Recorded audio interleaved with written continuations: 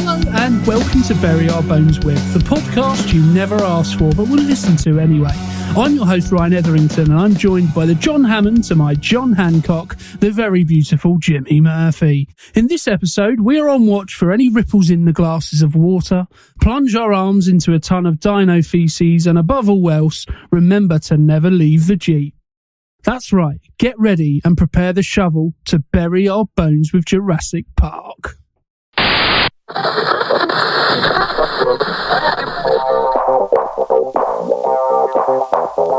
Hi, I'm Barry Wood, CEO, President and Visionary of Barry Wood's International Agency to the Stars. We are looking for the next Michael Kitchen or Felicity Kendall, and that could be you. Simply send a fax to 0224 stars, and before you know it, you could have the agent that puts the Raz into razzmatazz. I've worked with some of the finest performers in the country, from John Nettles to Jimmy Nail, Patsy Palmer to Beverly Callard. The list goes on. Soon that could be you, only with Barry Wood's International Agency to the Stars, where Hollywood meets Harrogate. I said to Nick Berry, stick with me son, you'll be bigger than Peter Egan, and I defy anybody to tell me I'm wrong.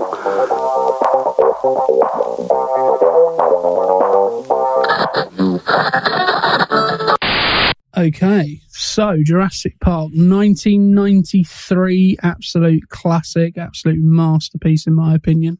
Yeah.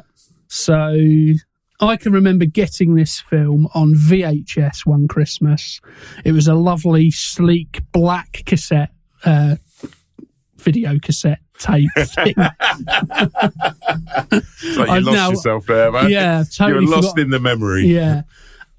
Also with Jumanji, so what a double bill that is. But I can remember it vividly, and I can remember looking at that iconic cover of the VHS, now DVD and Blu-ray, and thinking, oh, this what's it about other than it's got dinosaurs in there?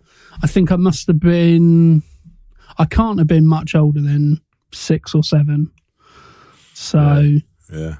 And you fell in love with it. Yeah, I mean, it's one of those films that just never gets old. Yeah. Never gets to a point where you go, don't fancy that. Right. You know, it's always on the precipice of a viewing. Yeah. So I remember, I'm old enough to remember when it came out. I would have been about 12, maybe 13. I'm assuming it was a summer blockbuster. But yeah, I remember when it came out. It was huge. It was really big. I didn't go watch it. I don't think I was interested in films about dinosaurs when I was about 12, which says a lot about the sort of 12-year-old I was, really. You know?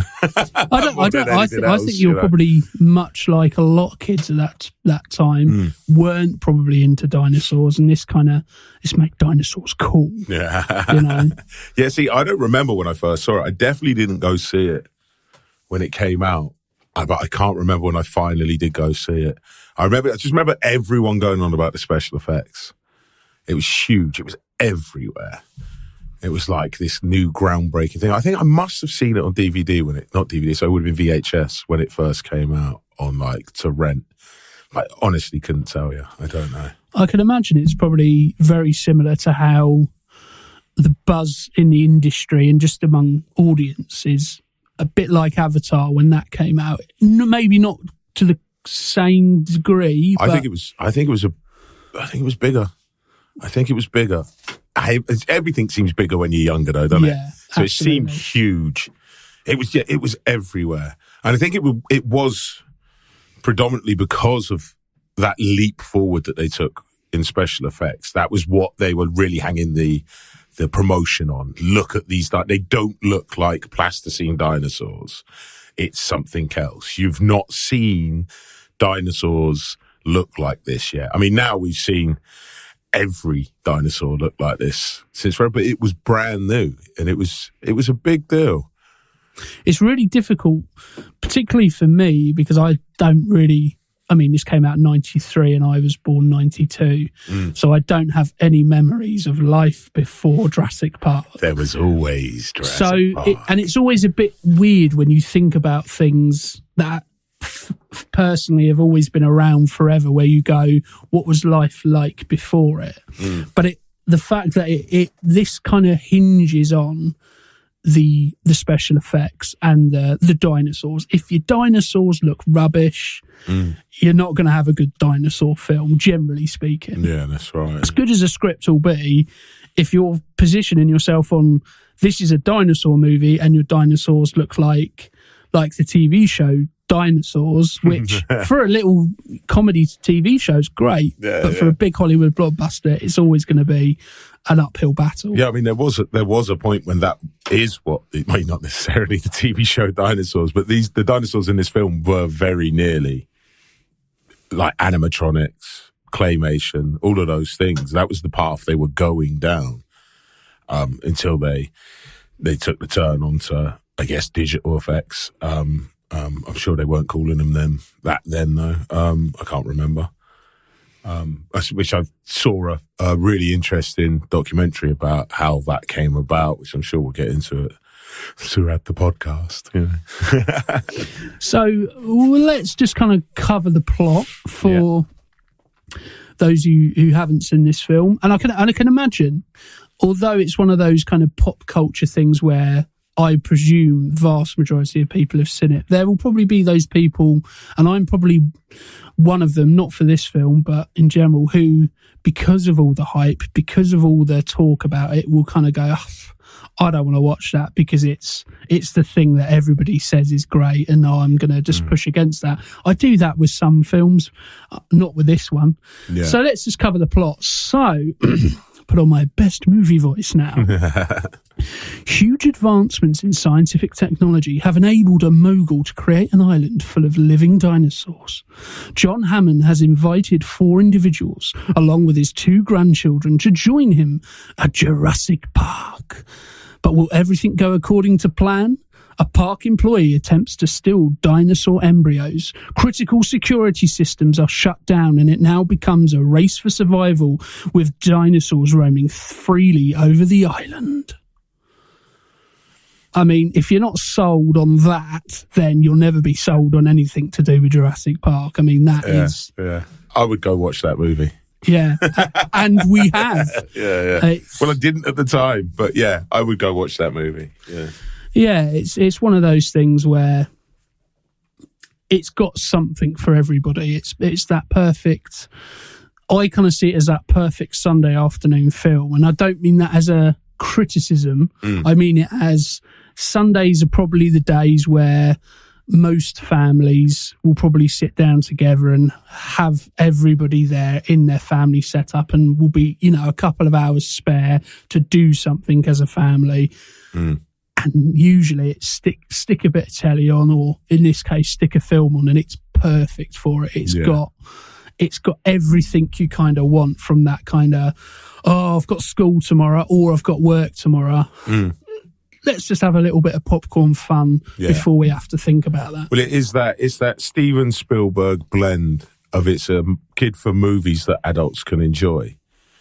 So you've got all of the elements that a young child's youngest child, 12 or so, is going to enjoy out of a movie.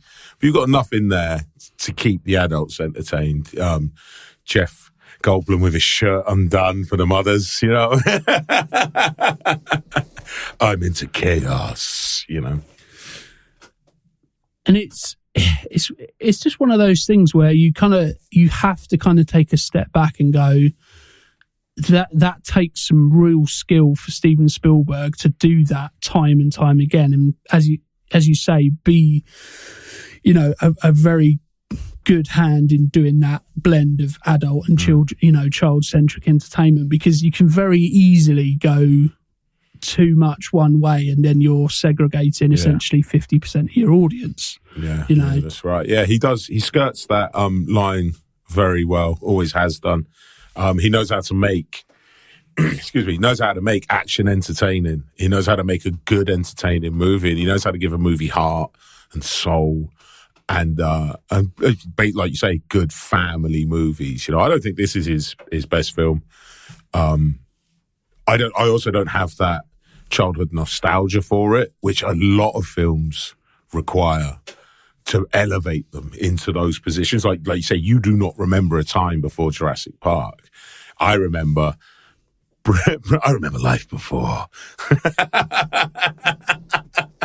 So I was talking about Steven Spielberg's greatest films.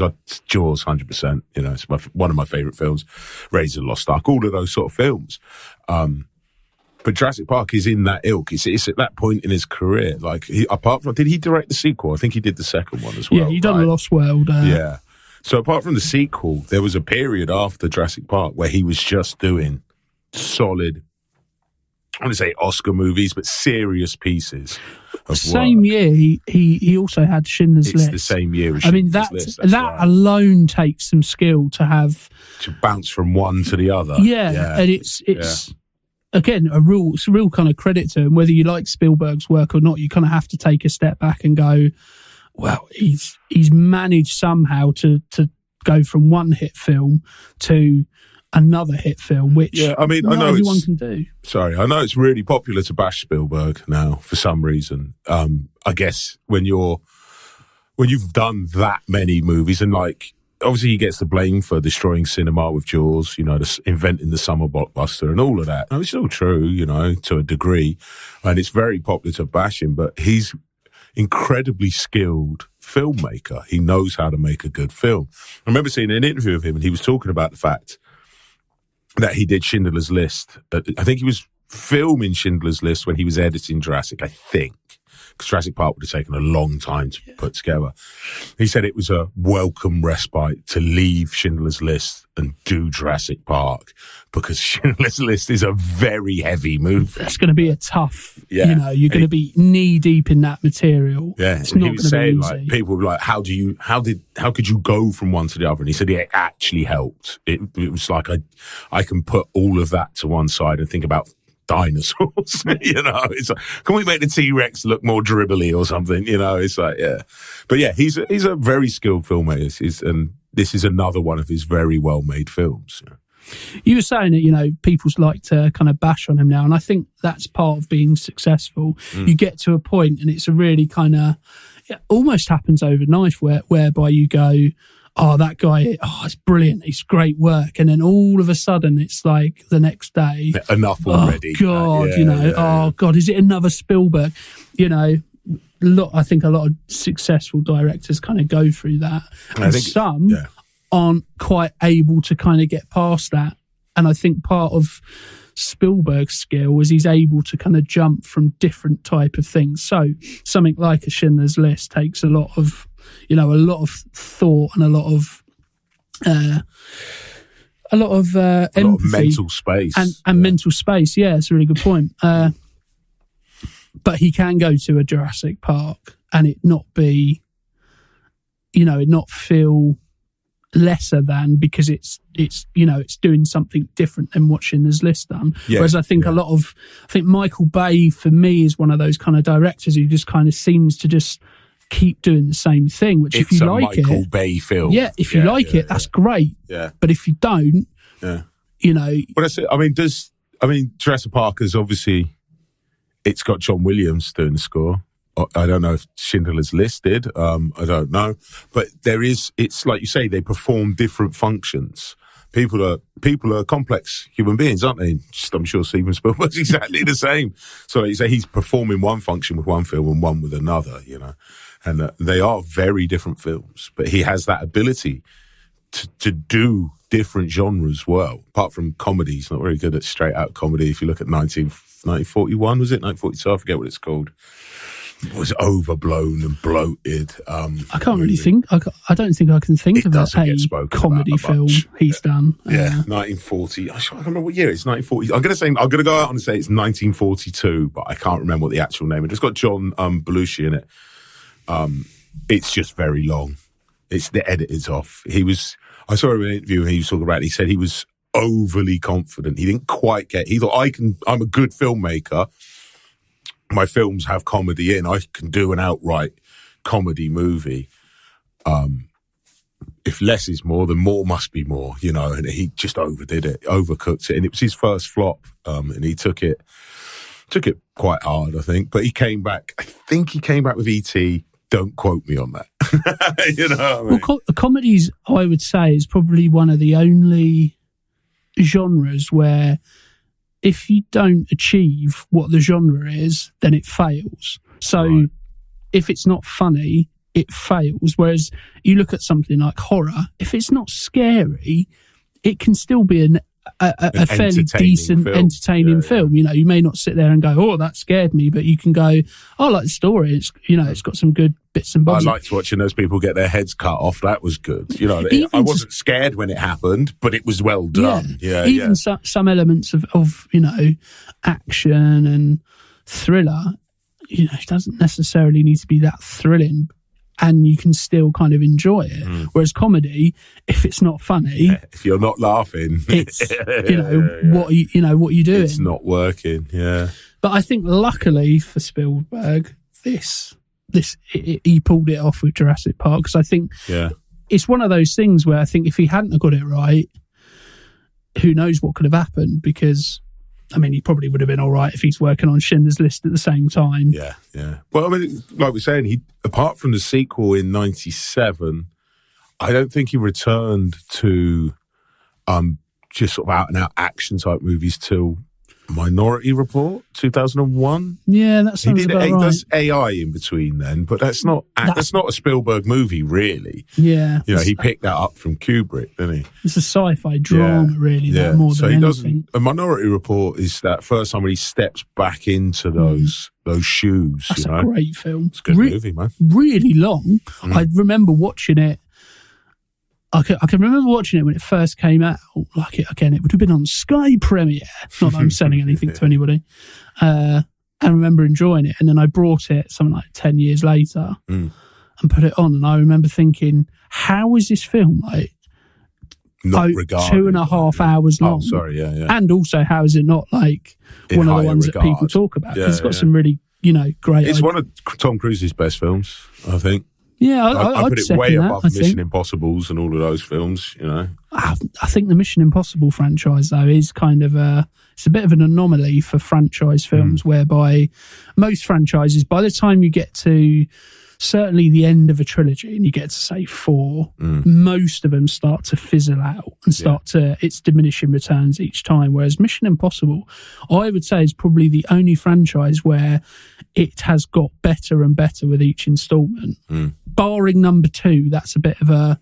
I feel like Mission Impossible's kind of had a second wind. I feel like it went that way. It was like it had done what it was going to do, and then it came back.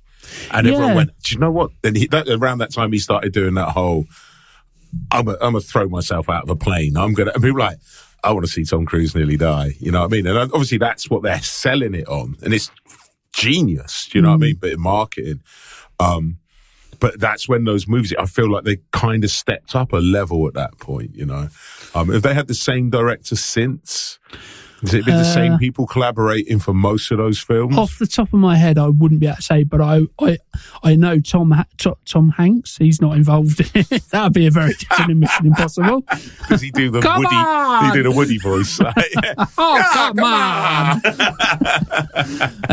Hey! Tom Cruise, I think, is as much a part of those films in terms of the production of them as the director. I think the director is kind of more because working he for can't. Yeah. So that's kind of that's probably why they've had that second win, because he probably came to it at a time. You know, you had Mission Impossible 1 96, 2 was 2000, and then 9 years later you had 3. So a fair old that's whack the of gap time. I'm thinking of. And I think that was a noticeable kind of shift where you went, oh, this is. I mean, it's the same thing, but there's something different about it. Yeah. But we have digressed. As usual. Yeah. But yeah, I think Minority Report is Cruise's one of, if not his best films, to be fair. And again, certainly in the top 10, I would say. But I think audiences with Jurassic Park, getting us a bit more on topic, largely agree with kind of the bits we've been saying. I mean, if we look at some of the figures I have in front of me are, for a 93 film, are astonishing. So it had a $63 million budget. Opening weekend, it made back $47 million. Wow. So again, you've made almost all your budget back in your opening weekend, which is a good start. US and Canada, $404 million, which is a substantial return. But worldwide, $1.1 billion. Wow. For 1993. Yeah. So when we convert that into days... What is that adjusted? That is £1.7 billion. Wow. So in probably you're probably looking at $2 billion in dollars adjusted, which is you're getting up to kind of like Star Wars, Force Awakens types. You know, so again, it's showing that there was a market for it. Yeah, and that's just the box office. Just the box office. We're not talking lunchboxes. We're not talking VHSs. I guess DVDs were around the mid-90s, weren't they? You know, I think they came in sort of 95. And if they weren't, I'm sure he sold a few of these on DVD. Oh yeah. He's got enough to retire for 3 or 4 times just from this. Yeah, for sure. Know, very, very comfortably. I mean, I remember the T-shirts being everywhere for Jurassic Park, like people just wearing Jurassic Park T-shirts a lot. This is part of the genius of this marketing. So I read that they had the marketing strategy in place before the film was even written. Which is a shrewd move, but also, obviously, the theme park in Jurassic Park has its merchandise. So if you're killing 2 birds with 1 stone, it's like, we've got this merchandise, the fake merchandise for Jurassic Park, and you go, well, let's just use that as the real in the shops. Again, I think this is probably part of the criticism that gets levelled at Spielberg is because he's like a merchandising machine, isn't he? You know, because those are the sort of movies he's predominantly was making. You know, like him and Lucas. I wouldn't see that as a criticism. I mean, I think it's one of the things people use to criticise him for. It's like it lessens his film work somehow because you just sell Happy Meals. It's that kind of, you know, when someone wants to degrade you in some way. You know, we've decided, like you said, we've decided today that you're a bit much. We've had enough of your films.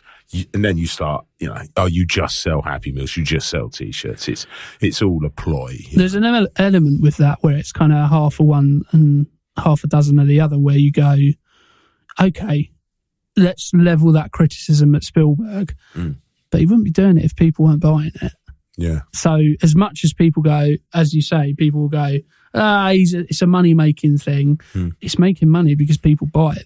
There is a market there because they want to consume Jurassic Park stuff. I'd like to see you make a movie that A, anybody likes, and B, is able to then generate the interest outside of the movie that a Steven Spielberg movie of this period could, you know? Yeah, I mean, there's so many stories of films kind of overestimating the amount of interest they have and coming out with all this merchandise, which ends up sitting in a warehouse that nobody wants, which ironically then becomes stuff that people want to purchase because it's a rare item. But I was going to say, even Star Wars has fallen flat on this a few times. Do you know what I mean? And arguably one of the biggest franchises in history. Even they had a lot of Jar Jar Binks toys left over, you know. And it goes through kind of peaks and troughs where people are really into it and then they drop off, and then either new generations or the same people get back into it, and it kind of goes through cycles. So a little bit more on the film. So as you say, this was very much a summer blockbuster, June 11th, 1993. So right at the start of summer. So it's basically saying to all the rest of the summer blockbusters at the time, see if you can follow that. Obviously directed by Steven Spielberg, as we have already mentioned and spoke about briefly. It's based on a Michael Crichton novel of the same name, and the screenplay had a hand in it, was David Coep. Producers are Kathleen Kennedy and Gerald R. Mullen. Composer John Williams, as we've previously mentioned, and the cinematographer Dean Cundy. So the fact that it's based on a novel, again, I think sets it up in having good kind of foundations, whereby that's the building block, and you can add to it, and you can go, well, that bit in the book, you can take that out, we can develop this, we can look at that, which I think is always a good, I was about to say always, but not always a good kind of start. Sometimes it hinders, but I think in this case it's set up a lot of good things. It's usually a good place to start if you're Steven Spielberg. Jaws was a novel, Minority Report is based on the Philip K. Dick story. So in the hands of someone like Steven Spielberg and the writers he's going to bring in, it's a good place to start. It's always a safe bet. And I remember when the film came out, people were talking a lot about the science behind it, the DNA. DNA was kind of like, it was new, but it was a thing, It was like, DNA sequencing. We've learned how to sequence the genome or whatever. And there was a lot of, is this science possible? Is it plausible? Would we theoretically be able to find a mosquito? And they were like, yeah, it can be done. And obviously who wrote the book? Sorry, I don't know. Michael Crichton. Michael Crichton obviously did his research before he wrote that book, Well, interestingly enough, he also wrote and directed the 1972 film Westworld. When you forget a fact... Yeah. And obviously it has similar themes, a theme park gone wrong. Yeah. And so apparently Michael Crichton had this idea bouncing about for a while, but he was always kind of going, well, how do you bring dinosaurs back? Oh, we found some at the back of a cave. It's not going to go down too well, is it? They've been alive for all these years. Yeah. Right. And I think obviously in his research found out that there is this kind of, element that, however smaller possibility, it's enough to write something. And the fact that he works on this film as a writer means that you kind of keep those kind of same themes kind of throughout, because sometimes naturally when you take somebody else's work and you create something with it, it sometimes goes in a completely direction. But Michael Crichton has kind of had a hand in this and kind of kept it on the same kind of wavelength. And part of the beauty of it is that, as you say, it has dinosaurs and it has those kind of bits that appeal to kids, but there is actually some real ethical kind of questions there for the adults who like to think about their films. They kind of go, it's a good point actually. Like, if you could, would you, should you, Yeah. I mean, the sub themes throughout the film aren't subtle. There's the obvious, like you say, entertainment factor for the kids or whatever, just the sheer entertainment factor for kids and grown-ups alike of dinosaurs. Who doesn't want to see people get eaten by dinosaurs, And then there's all those, it's not subtle, it's all that man playing God. I mean, you can insert global warming as the subtext. You can insert our treatment of animals on the planet in general as subtext. Insert our treatment of human beings on the planet as the subtext. It all fits. It's all in there. I mean, it's not subtle that Hammond, it's dressed in white and has a big white beard like God, and then you've got Brundlefly himself dressed in black talking about chaos. It's all there in Front Street for you. So you don't have to overthink to get the subtext of it. But it's there, it is that man playing God. Should we, could we? Yes, we can.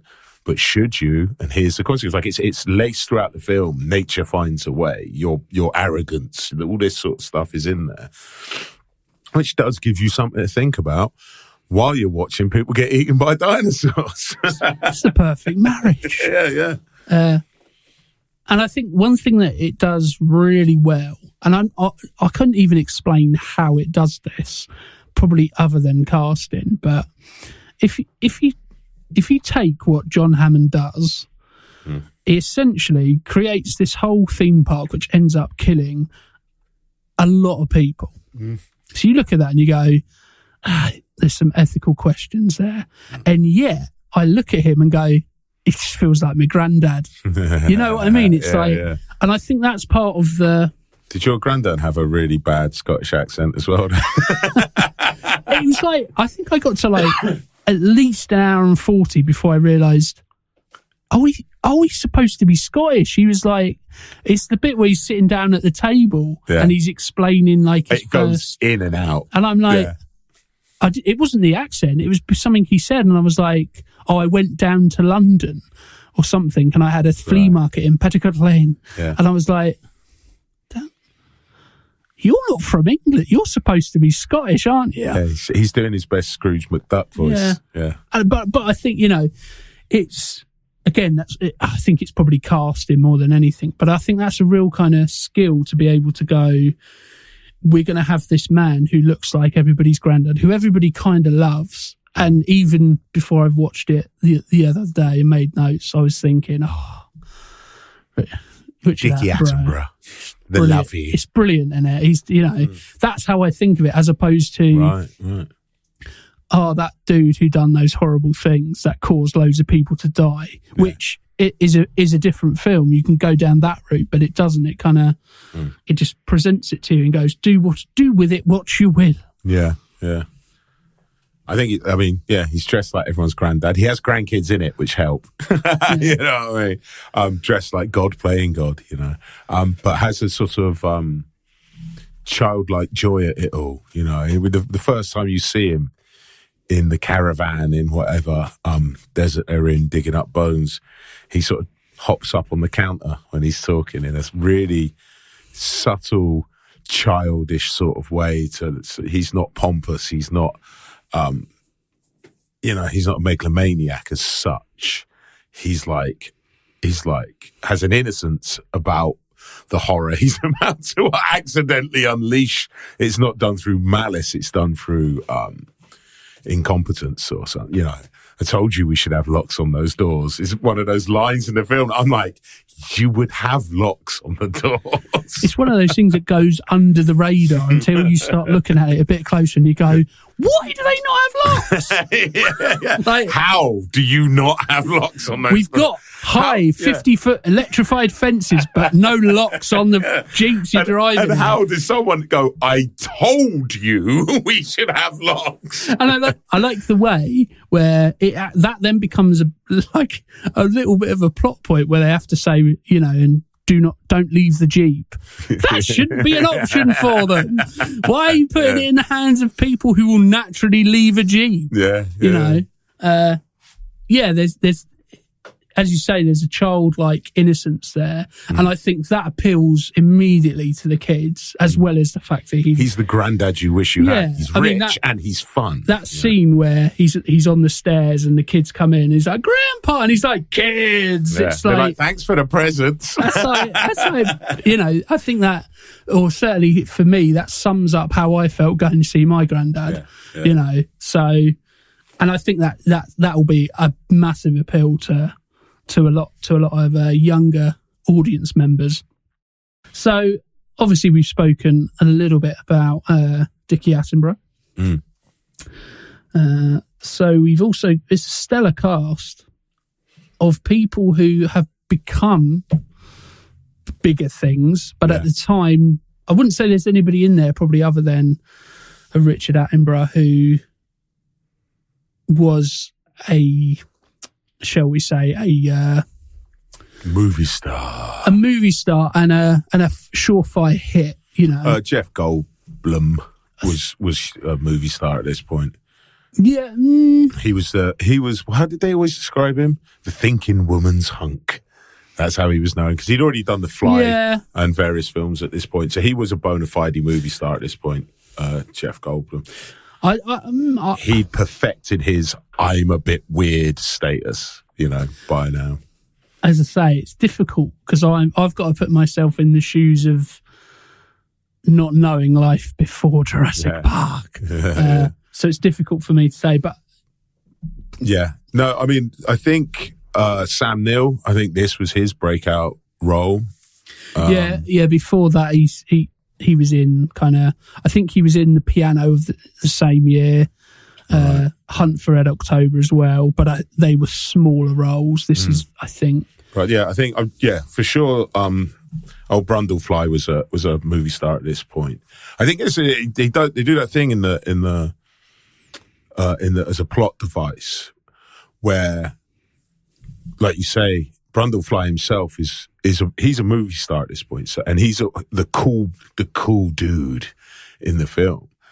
And then they do that thing that they do in Deliverance, where they break his leg and take him out of action. So I would assume, I don't know for sure, but going into the movie, you're thinking, well, Jeff Goldblum's the movie star. He's going to save the day. And then very early on, well, about halfway through the film, it takes about an hour for the film to really start, doesn't it? Instantly, the moment it goes wrong, he's taken out of action. They don't kill him because they can keep him in the cast, but it breaks legs. And they did that in Deliverance with Burt Reynolds. He's the macho guy out of the group in Deliverance. He's the big, strong jock football playing macho guy. And they break his leg. He's now not only can he not save them, he's a hindrance. It's a very different movie, but it's the same plot device. So I would assume, and like I say, it's just guesswork, that going in, you're thinking, oh, it's going to be Jeff Goldblum. Brundlefly's going to save the day. And then they take him out. And Sam Neill, who no one had heard of, is the hero of the piece, you know? Yeah, I mean, that sounds like a pretty safe bet to make. As I say, it's almost impossible for me to think of life before Jeff Goldblum was in Jurassic Park. You were alive for a whole year before this film came out. All right? I know. You should remember. I know. How dare I? But, you know, as I say, probably apart from Goldblum and Richard Attenborough, most of them were probably in things, but not necessarily the leads or a very large part. Obviously, we have Laura Dern playing Dr. Ellie Sattler, who I think is great in this because she doesn't follow this usual stereotypical run around screaming that you would probably expect from a lot of blockbusters of the time, where damsel in distress. She's a paleobotanist, which just sounds like they've made up, but I think is a genuine thing. It just sounds like they've gone, paleontologist, what's that but for plants?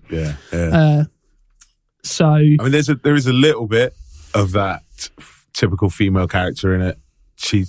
They set it up quite well. Like you say, she's not running around screaming a lot. She's not. I mean, you have the kids that are there. Their function is to provide the peril. You know, they're in danger. When she encounters the raptor towards the end of the film, she does cry afterwards, and it stuck out to me because they were doing so well up until that point where she gets away and she bursts into tears. And I'm like, right there, I understand it's 1993, so that is what happens in films in 1993.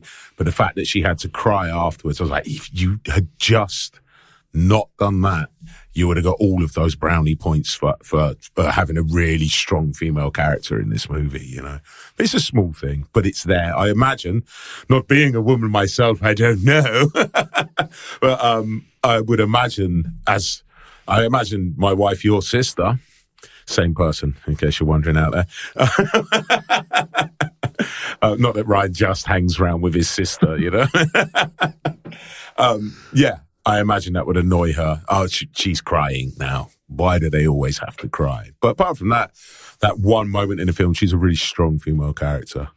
It's certainly a step in the right direction. Yeah. You know, I'm thinking more kind of, you know, we could have easily had, I feel bad for saying it because I realised Shelley Duvall went through some pretty difficult stuff on The Shining, but essentially that kind of... More the character than the actor, though, isn't it? You know what I mean? That's, You are here to scream and cry and basically be saved. Yeah. So you know, it's, you know, there's a large proportion of brownie points levelled there.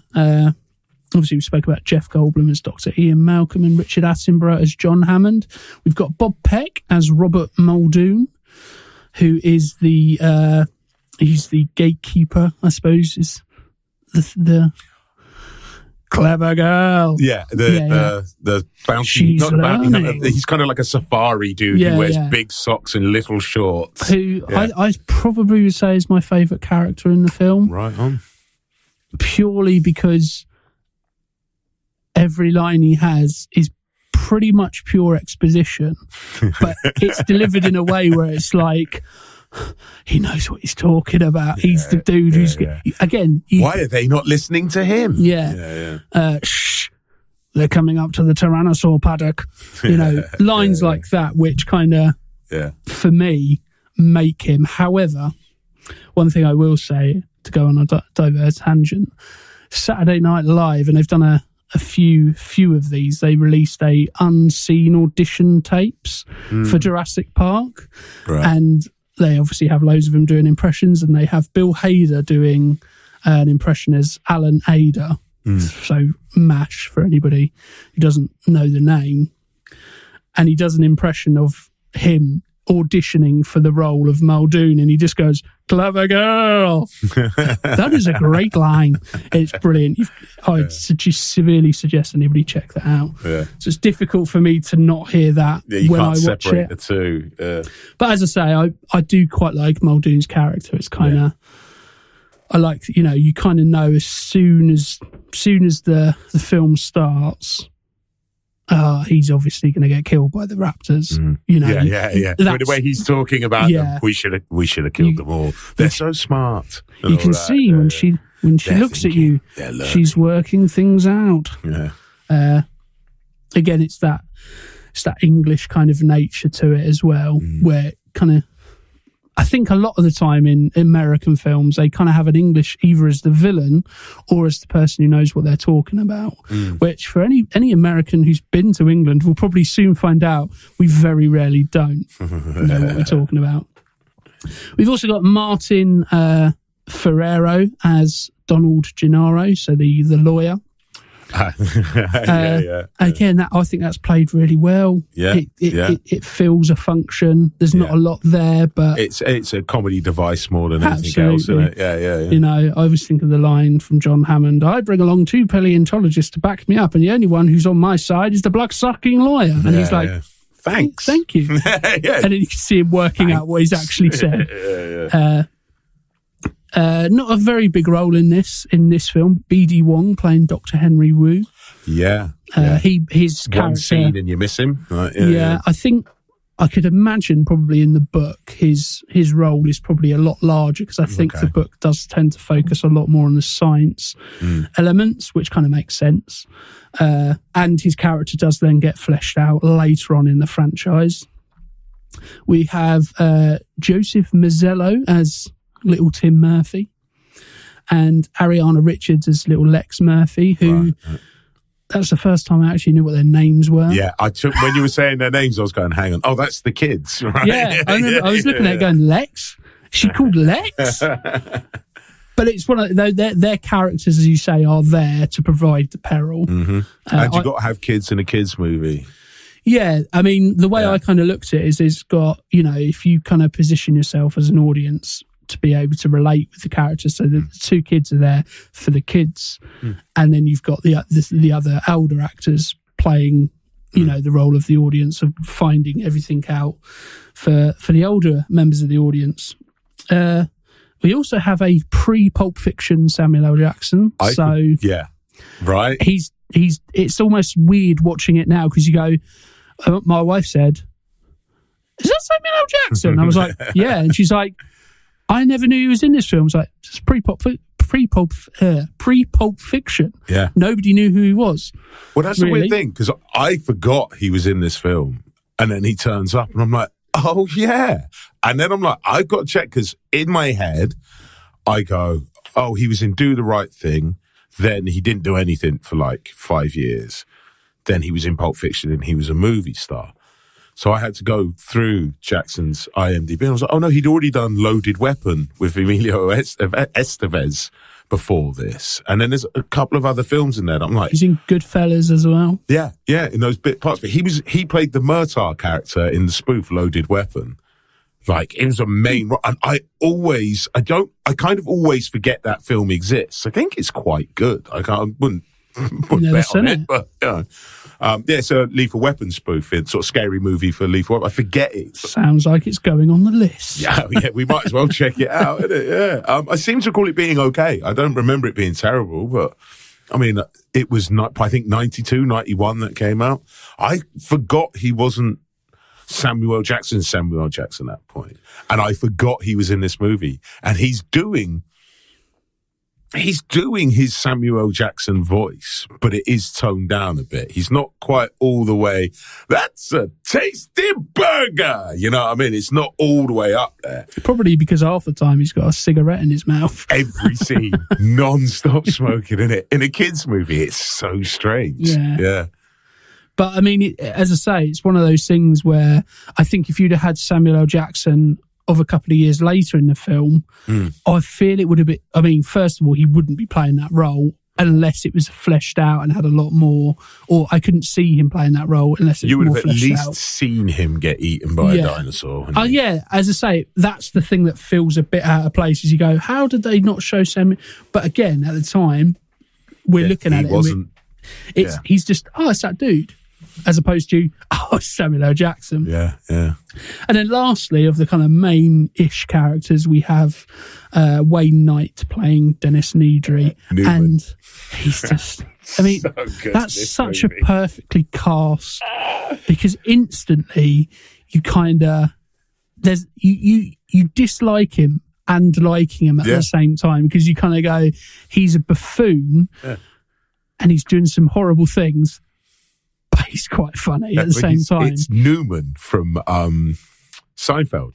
That's like, he was famous as playing Newman. And every time, I love him. He's a great actor. He plays the same character in everything, but he plays it so well. And every time I see him, I just hear Jerry Seinfeld going, "Hello, Newman." And then Newman was like, "Hello, Jerry." It's like every time. But he's superb in this movie. He's so, like, if that opening scene with him, where he's like getting all giddy, is it shaving foam in the can? Yeah, and he wipes it on someone's dinner, and then takes his shaving foam to work with him, which is very odd when you think about it. It's just something that nobody's supposed to question. As soon as you think about it. There. And he's like, don't cheap out on the check and all of that. So it's just, he plays repugnant very well.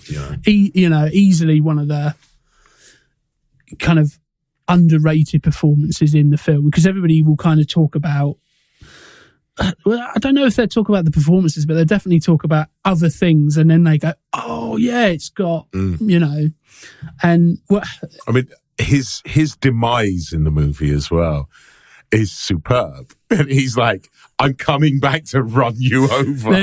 There's literally one of the funniest moments in the film is after he's hit into the sign that says the East Dock. He puts it back up. He then points it left, and then he spins it round to point right, and he's like, and then he just randomly does it. And I thought, that's brilliant.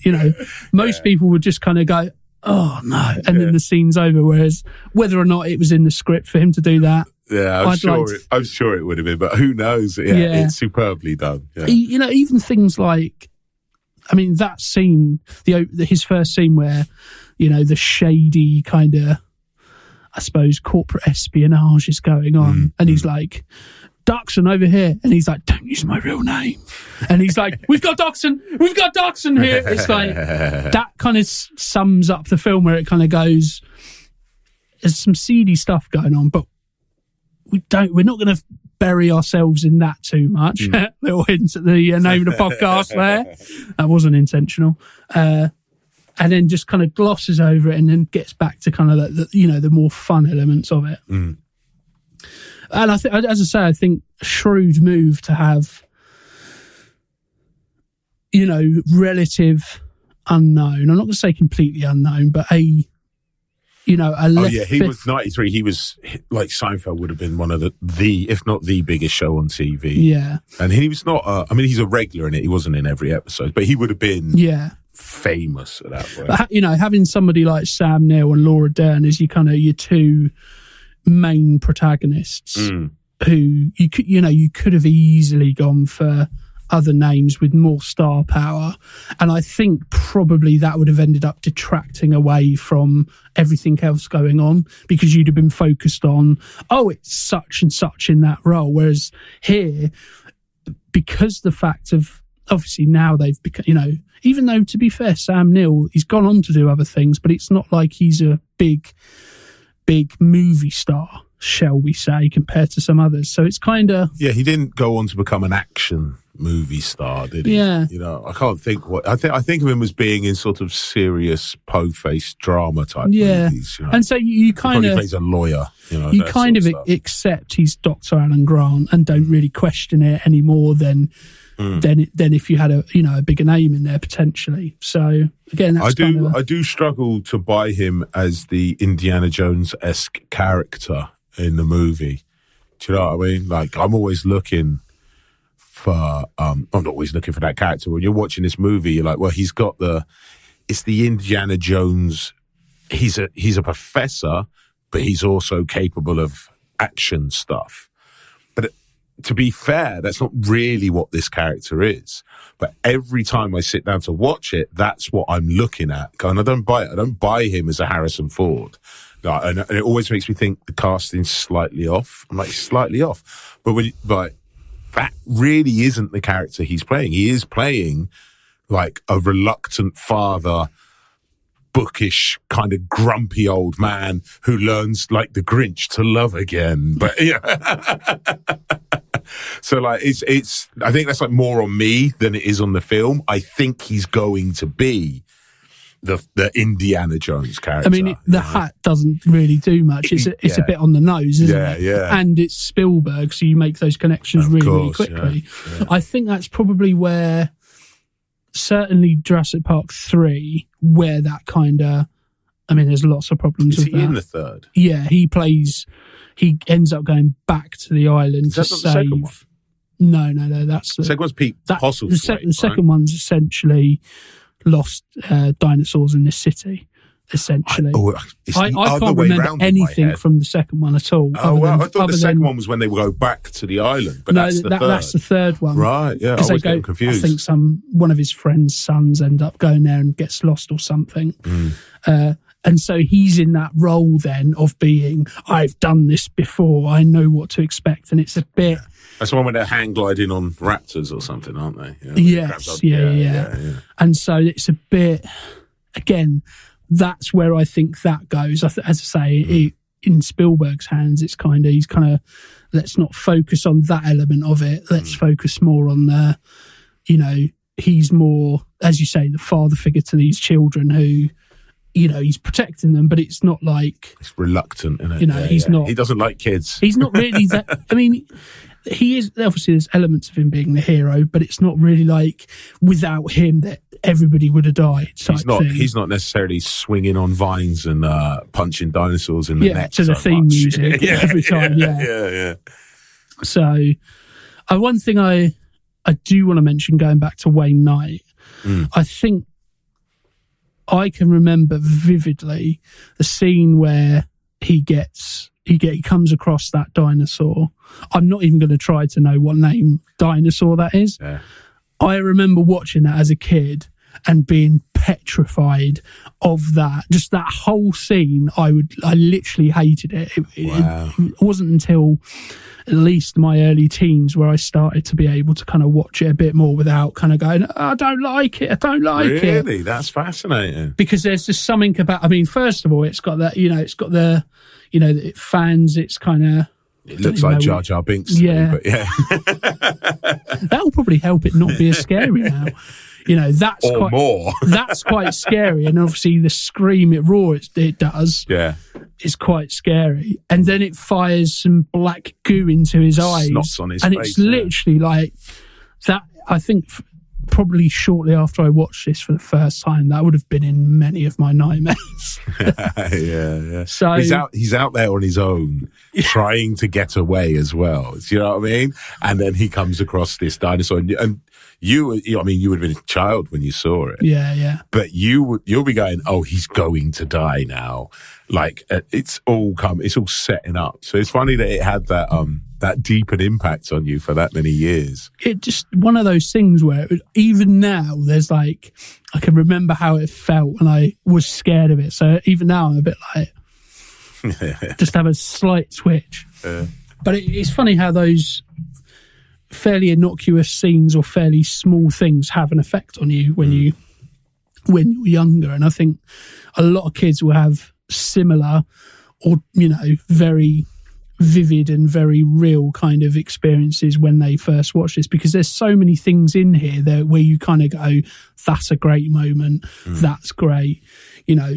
Oh, there's a lot of money shots in this Absolutely. film. It's a lot. It's like we were talking about a bit earlier. It takes an hour for this film to start. Like it's interesting watching it now, where I'm like, nothing really happened. I checked the time when when Newman turns everything off and tries to make his escape. It's like 56 minutes, I think. It's around that mark, somewhere around there. And the T-Rex, where's the goat gone? And all that's great bit, great moment. With donk, there's a goat leg on your top of your car, you know. And I'm like, that's like an hour of the film. That's an hour setting up this, which is fascinating. That's filmmaking right there, you know. And within that hour, they're showing you the special effects. They're showcasing the special effects. Problem I have with it now, watching it, is those special effects, especially the first hour's worth when it's daylight, don't look as good, obviously. Actually, they hold up reasonably well, you know what I mean? But they're not as breathtaking and as magical as they were 30 years ago. 30 years ago. Wow, it's the first time I realised. That's a penny drop moment. You heard it here first. It was in real time, 30 years ago. So yeah, they're not as majestic and magical as they were. So that first hour I'm going, oh yeah, it's in my head I'm doing that critiquing things, hold up all right. They're not too bad, they're ropey. It's a bit like Walking with Dinosaurs now. But, you know, that's what happens with special effects. And then you get to that hour mark, and where's the T-Rex? And here's the T-Rex. And those special effects lend themselves really well to dark, wet lighting tech, like most things in Hollywood do. You want to make it look good, make it dark, make it wet, you know. That sounded creepy. I meant the scenery. And just like that, we've been cancelled. I meant the pavement. But yeah, and so you get to that middle part of the film when it really starts going, and then it is a lot like a roller coaster. It really is going. It's like a theme park ride at that point. Yeah, one thing I kind of noted is it's not how quickly things escalate. It's not, you know, if you, as you say, hour into the film of a 2-hour film, and you've got a lot to do in that second hour, because the first hour is purely just setting things up, purely, you know, build up to, you know, you don't, apart from that, you know, the very classic, as you say, money shot where it's, you know, them seeing the dinosaurs for the first time, and then the little bit with the Triceratops. Sorry, that's what I was saying. Yeah, so that's what I kind of got sidetracked. Yeah, the money shots in this film, there's a lot of them. So you have those opening scenes. First, the I always think it's pregnant. It's not a pregnant, it's a sick dinosaur. Yeah. And like you say, they see the Diplodocus, whatever. You know what I mean? And it's all leading up to, you want to see the T-Rex. That's the big boy you want to see. You know, you see them feed the raptors, but you don't see the raptors and all that. And then you get that money shot of the eye, the foot. Here it is coming over, chasing, and it all the way through. There's moments like that peppered throughout, like you say, those really, and the special effects in those moments are amazing. And like that bit at the end with the T-Rex next to the T-Rex skeleton, and the little wafting, is it dinosaurs live, whatever it is it says. When dinosaurs ruled the earth. That's it. Yeah, subtle. Yeah. But the moment at the beginning of the film when they're walking up that staircase, that shot is already in my head of the roaring T-Rex at the end of the movie. Great little moments. Yeah, and there's if you think about the first hour, you don't actually see a lot of dinosaurs. No. And that's the brilliance of it, because it builds up the anticipation. As you say, all you want to do is you want to see the T-Rex. I did that thing where, you know, they get out, should have put locks on the door, and they get out and they find the sick, I'm going to say Triceratops. It is a Triceratops. Is it? Yeah. Because I thought it was a Stegosaurus. Yeah. And then I realised that resembles the Black Ranger's Power Ranger thing. Oh, because that's Triceratops. There you go. So that scene in my head is the scene with the running Vegisaurus, whatever they're called. What are they running from, Yeah, that comes later on in the film. That, in my head, that had been switched around. But like you say, you're not seeing huge amounts of dinosaurs up until halfway through. They're peppering it just enough to keep you interested, to keep it like, oh, wow, look at those special essentially effects, so you don't forget it's a dinosaur movie. Yeah, so you're not going, can we get to the dinosaurs? Because they even say when they're in the car, can we have some dinosaurs in your dinosaur theme park? So imagine if the first half of the film was like that, And there's so many moments where the characters are kind of saying what the audience are thinking. So like there's that point where they watch the video, explains how the process of what they've done, etc., which I think is a really good narrative device for having lots of exposition and not have it be a character going da da da da da da da da da da da da. They can have it. Oh, they're watching a video and the video tells you these things, so you can. It's more acceptable because you realise the characters are kind of in the same boat as you. But even at that point, I would say it's borderline acceptable because they're on a theme park ride, and that is exactly how that would go down. Part of me, I do that thing in my head of show me, don't tell me, which is like the first rule of writing, and they're definitely telling you. However, it does fit within, so you kind of accept it. You go, okay, I'm going to let it go because let's be honest, we, as moviegoers, we do want to know how you've done this. We also want to get to the bit where someone gets eaten, But in that same scene, what's good about it is that you have Goldblum, Neil, and Dern all basically go, don't really want to watch it. Okay. And then they push the guard up and then they're out there. And that's exactly what the audience are doing. They're going, yeah, all right, we want to get to some more dinosaurs. Yeah. And it teases you just enough so that you're interested without getting bored. But you're also like, I want to see some dinosaurs.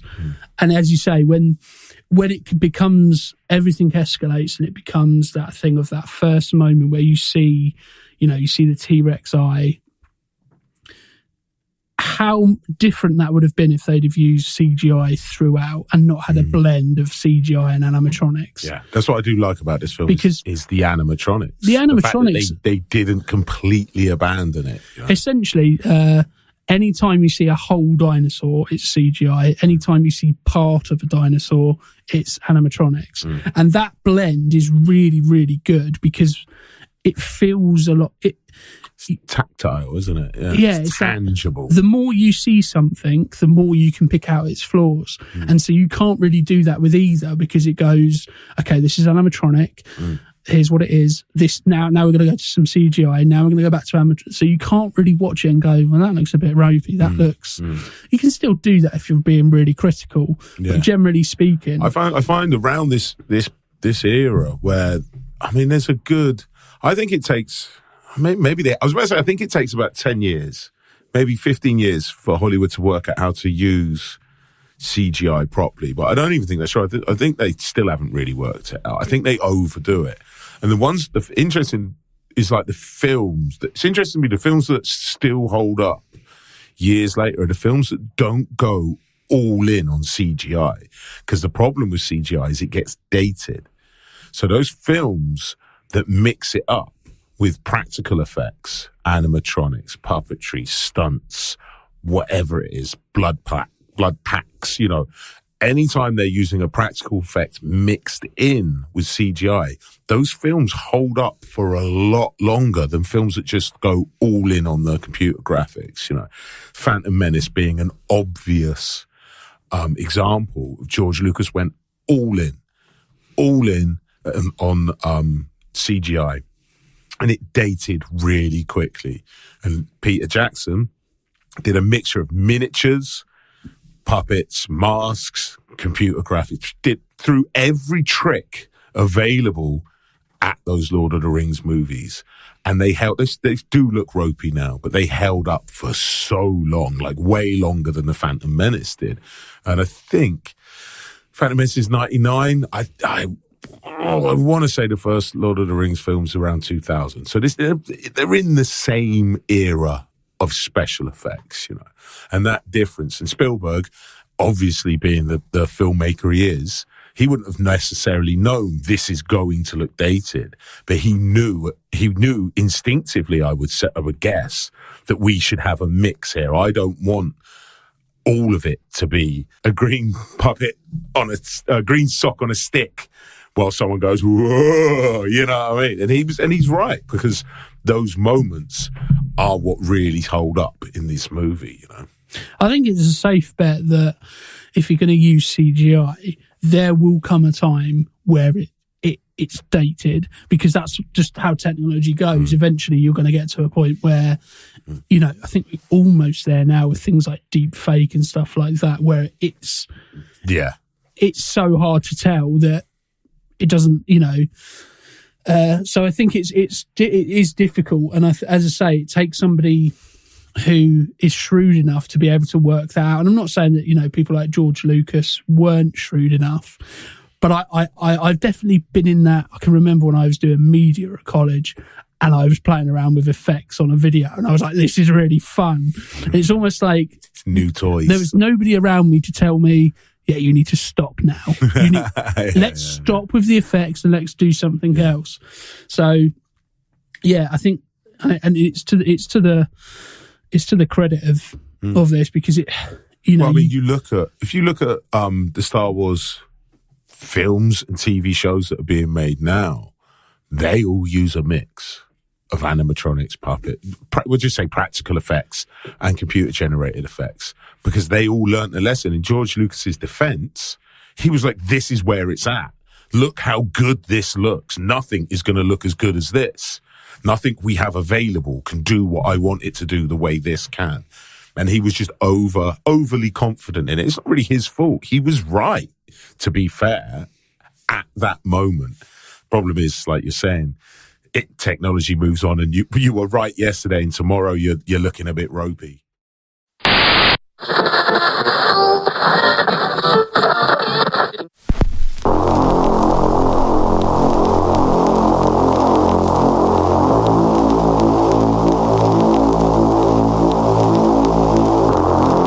Were you missold shares in the Galactic Empire's Death Star project?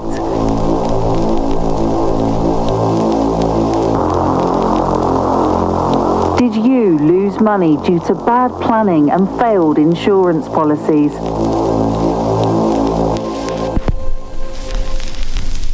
Well, don't worry. We're here to help, and you could be eligible for compensation. Here at Find 'em, Fleece 'em and Flee, we've helped millions of people just like you claim the compensation that is rightly theirs. That's right, millions of people just like you have already claimed. You could be next. Were you not made aware of the potential danger to your investment posed by the insurgent rebel army? The Empire has put aside billions in galactic credits for compensation for losses due to intergalactic terrorism. Let the team here at Find 'em, Fleece 'em and Flee get you the money you deserve. No win, no fee. Call Find 'em, Fleece 'em and Flee on 0800 Vapor Chasers for your free, no obligation consultation today.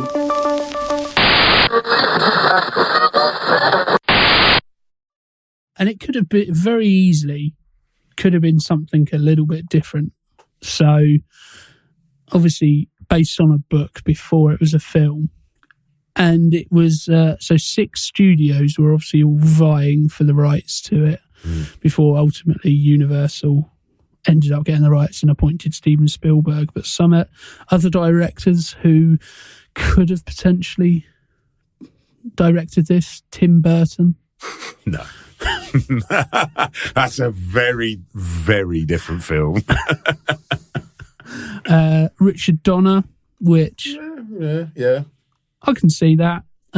Joe Dante, who I can't, for the life of me, think of something he's worked on. But no.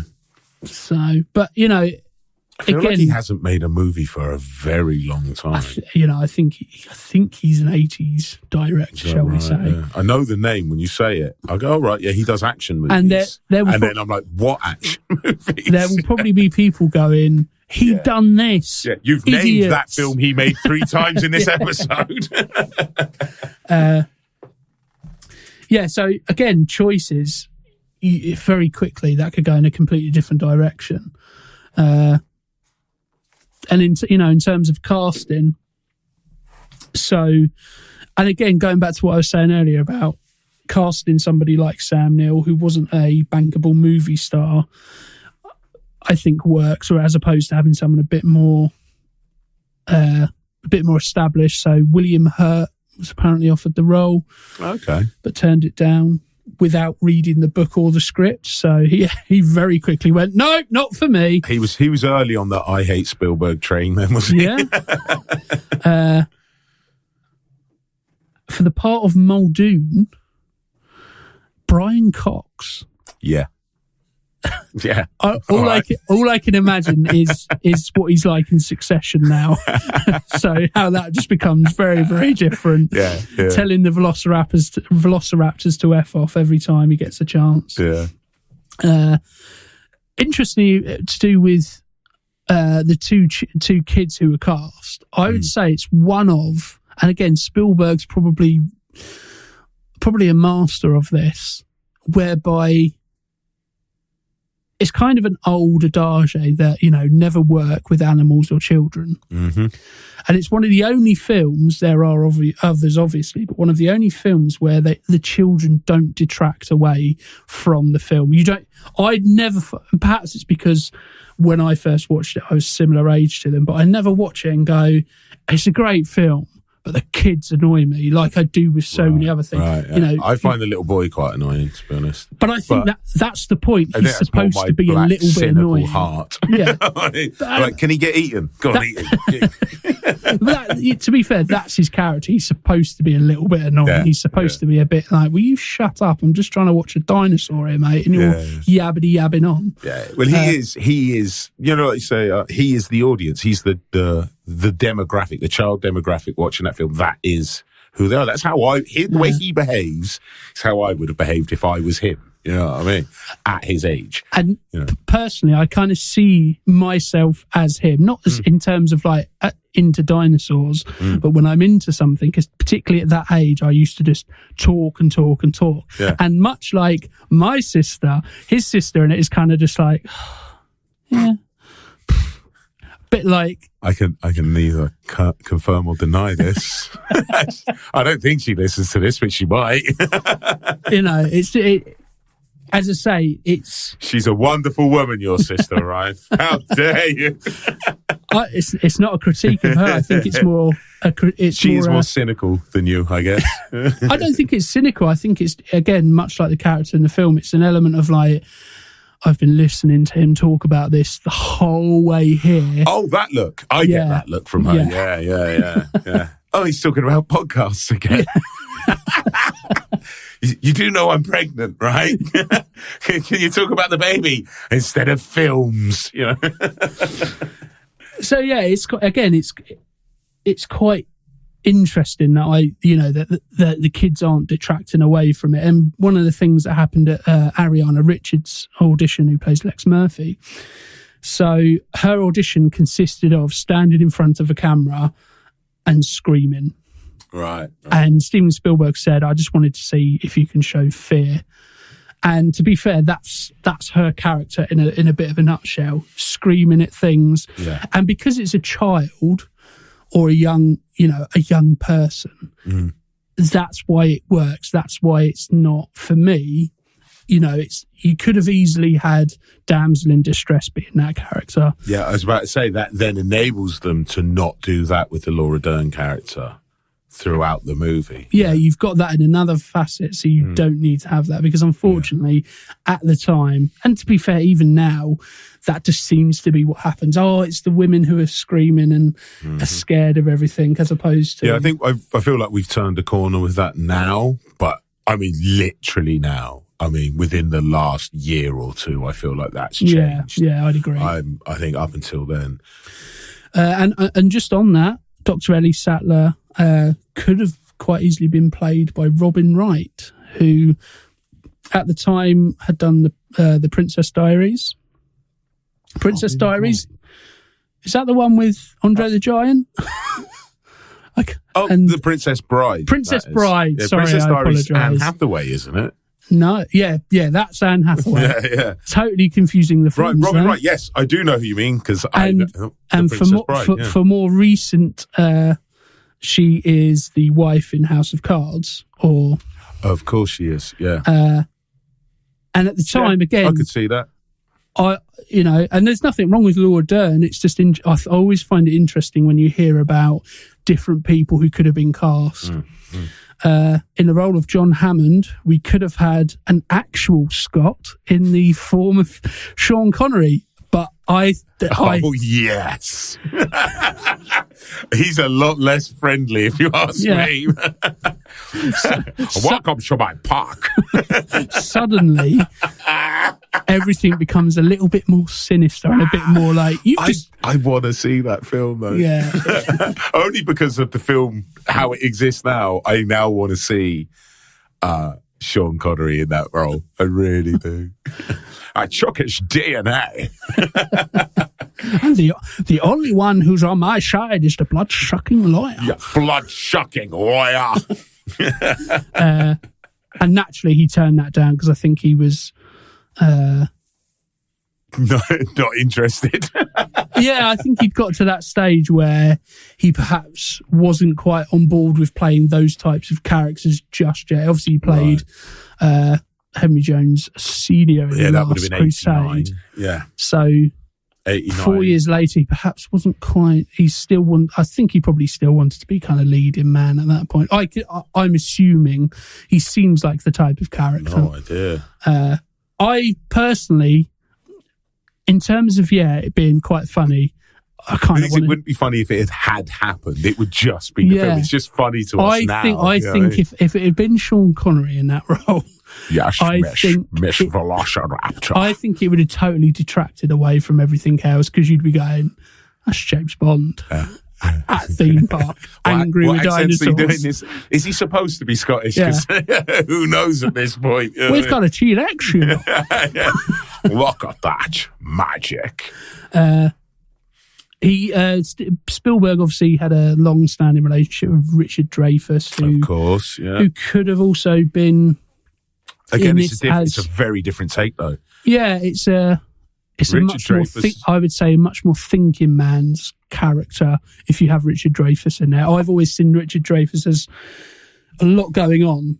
I don't get warm and fuzzy from Richard Dreyfuss. I get uptight and angry from Richard Dreyfuss. Almost feels like he's a bit more of a fit for Ian Malcolm's character, if anything, because he's that kind of guy. And you shouldn't be doing this. And there's a bit of an anger. A younger Dreyfuss for sure. Yeah. How old would he have been in '93? I think he would have been a little bit too old to play a sort of an action adventurer type of character at that point. I think him in his Jaws era playing Hooper.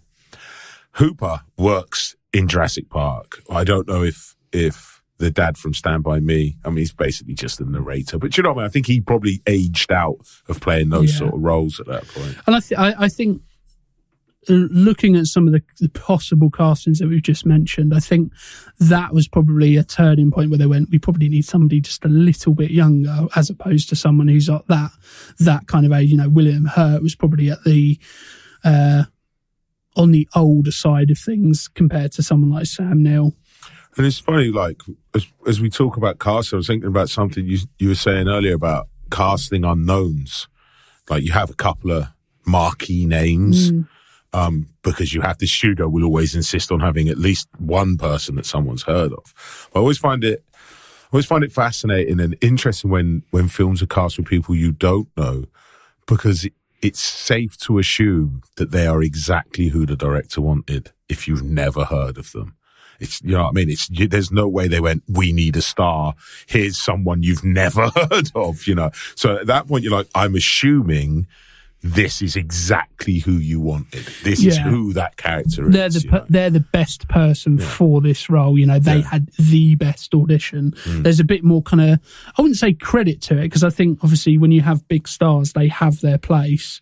But certainly when it's more unknowns, you kind of go, at that point, you're never really going to be distracted by their name value. It also gives you the opportunity to not know what that character's going to be. Like, no disrespect to Dwayne Johnson, but you know he's the hero. He's the Will Smith of the 21st century. Do you know what I mean? If Will Smith or The Rock's in a film, he's going to be the hero.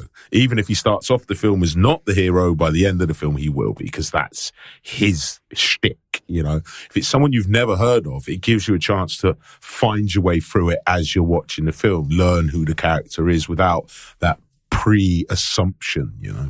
Yeah, because when you do that, you're always going to be working uphill. You're always going to be going, you know, sometimes you can use that, as you say, a little bit with Ian Malcolm's character. They kind of done that and say, oh, he's going to be the hit. No, he's got a broken leg. No, he's not. So they've used that to their advantage. But it's very, sometimes that can be the, you know, the tipping point of success or not success with a film. And, you know, some of the other names, Dennis Quaid, Kevin Costner, Mel Gibson, Robin Williams, also considered for Alan Grant. I think Dennis Quaid could have done. Kevin Costner a little bit. Yeah, I mean Dennis Quaid was a movie star at that point, so you know he's going to make it to the end, is what you'll be thinking. You know what I mean? Yeah. I wonder if that's actually, to be fair, I wonder if that's an element of it. He's going to get eaten. She's going to get eaten. He's not. He's famous. You know, they bring in that element of the unknown. You think this is the person who's going to get eaten. Yeah. And then just a couple of other things for the role of Hammond, which again, a little bit on the same lines as Sean. So apparently Marlon Brando was a consideration. Yeah. And also, again, I can't see this at all because Clint Eastwood.